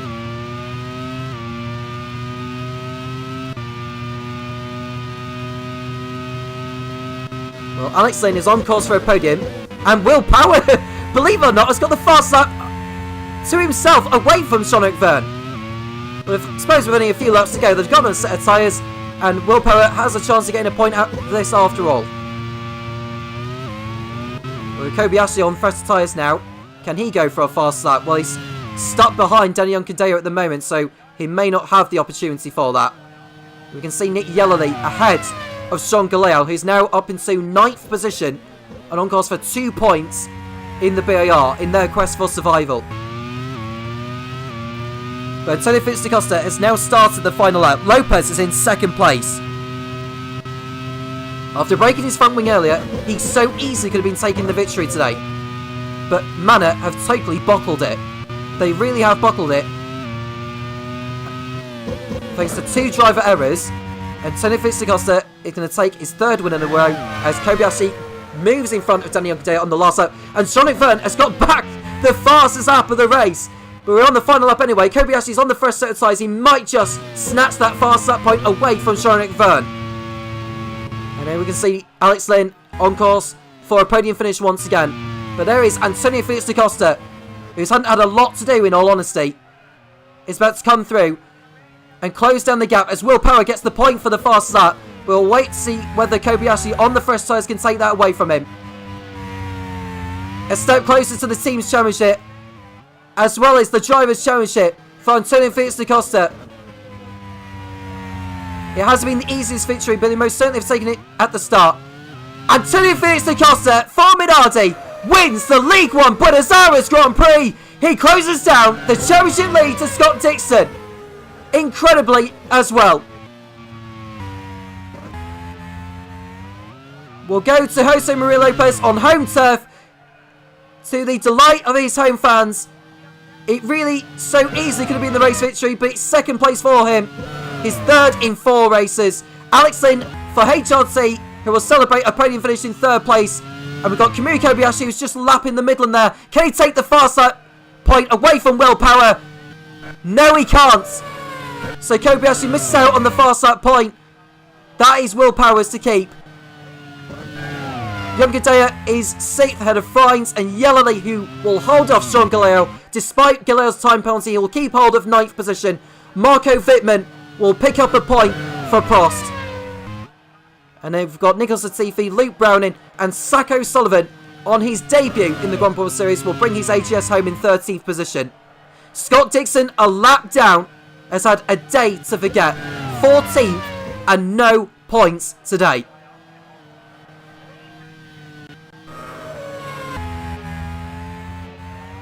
So we just wait for the young Brits to cross over the line and we'll run down on the championship and the race results, I should say. But it's victory for Antonio Fitz-DaCosta for Minardi once again. 3 in a row for the Portuguese. Jose Maria Lopez in 2nd place on home turf. Then we've got Alexson in 3rd. Sebastian Buemi for Leighton House in 4th position. Kobayashi threw the win away with 3 laps left. Had to contend with 5th. Danny Unkadea finishes 6th ahead of Robin Frines. Nick Yellowly, Sean Galeo picking up a couple of points for BAR in their quest for survival. Marco Wittmann in the Prost taking the final point. Nicholas Latifi was 11th, followed by Luke Browning. Sacco Sullivan was the last driver on the lead lap in 3rd team. Then we've got Scott Dixon, Antonio Froco, Naoki Yamamoto, Sean McVern, Will Power, and Nick De Vries, who retired with 3 laps left with engine problems, throwing away a podium finish. Sebastian Bourdais retired with an oil leak. Pato Ward crashed out. Felipe Nasser out with gearbox trouble, and Roy Nissany and Colton Herta collided together. Louis Delachaz was taken out by Paul de Resta, who is disqualified for causing the collision, and is serving a 2-race ban for also taking out Pato Ward. The pole position point went to Jose Maria Lopez, and the fast lap point went to Will Power. A day to remember for Antonio Fitz-DaCosta. He closes down the championship lead to Scott Dixon. The gap was 42 points between the pair of them. It's now down to 17 with 3 races left. Panonia, Valencia, Buenos Aires. 3 in a row for Antonio Fitz-DaCosta. 3 wins in a row for him. He is showing why he is the man to beat at the moment. Scott Dixon will be feeling very, very nervous now in the race for the title. It was looking comfortable for him. Not quite so now. 3 races left. Next time out in Curitiba should be an absolutely special occasion. The Grand Prix Series' first race in Brazil. Could we see someone dance in December in delight? I also want to say congratulations also to Mastercard Layla and Von Mattel, who will be racing in League One next season after sealing their promotion in the League 2 race earlier on today. It's time to run down on the championship standings after today's events in the voice of Topher Smith.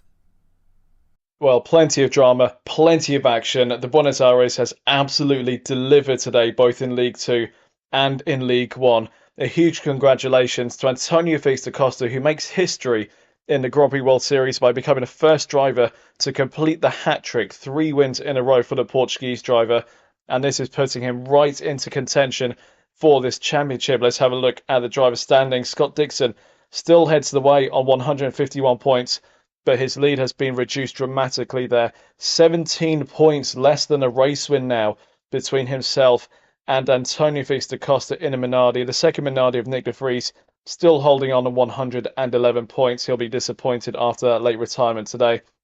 Pato Ward fourth in the Arrows, head of Willpower, and Kamui Kobayashi, as the line there indicates, he is the last of the drivers who can still mathematically win this championship. Like Kobayashi will be hugely disappointed. He was dominating today's race, and for all intents and purposes should have won really, but a late mistake there, putting him down the order, and he will be kicking himself all the way to Curitiba, I'm sure. Sebastian Buemi 7th in the Leighton House on 68 points, head of Roman Grosjean in 8th, Alex Lane 9th in the HRT, and Jose Maria Lopez. He's only done 4 races this season, but his second place in those 4 races has put him into the top 10 in the championship, although he, again, much like Kobayashi, will be feeling like he could have won today's race, but that's the way it goes sometimes. In order to finish first you have to finish and get there safely. Lopez spinning off earlier on and costing himself a chance of victory there. In the team standings, Minardi still lead the way on 253 points now, ahead of Simtek at 197. Leighton House are third at 188, but only 1 point now ahead of Manor. Manor knocking on the door of the top 3 here this season after a late resurgence in the second half of the season. That's going to be a really interesting battle, and actually looking at this again, they're only 10 points behind Simtek, so it's not completely out of the question that Manor could even get second in the standings here this season. Arrows in 5th at 144 points, the last of the teams that can still win the League 1 Teams Championship. HRT now mathematically out of contention on 92 points. Super Guria 7th on 84, ahead of Prost on 64. Onyx and BAR still holding on to the top 10 on 55 and 32 points respectively. And then AGS, Midland and 40 Corsi still trying to fight that relegation battle and get themselves out of the top 10, but with the number of rounds now waning, it's looking less and less likely that they'll be able to do so. Well, what a day of action it has been in the Grand Prix World Series. So much drama, so many offs, so many crashes, a lot of controversy here today, but it has been exciting to watch, and it's getting us really excited for the last 3 rounds of the season. We're heading to Curitiba in Brazil next, which will be followed by San Carlos in Venezuela, and then once again Laguna Seca in California will be the season finale, and we're hoping that it goes all the way to Laguna Seca. It'll be really exciting to watch how all of these title battles get on. Well, thank you very much for tuning in. I've been Topher Smith. It's been a pleasure to have you along for the ride, and we look forward to welcoming you to Curitiba next time. Until then, take care.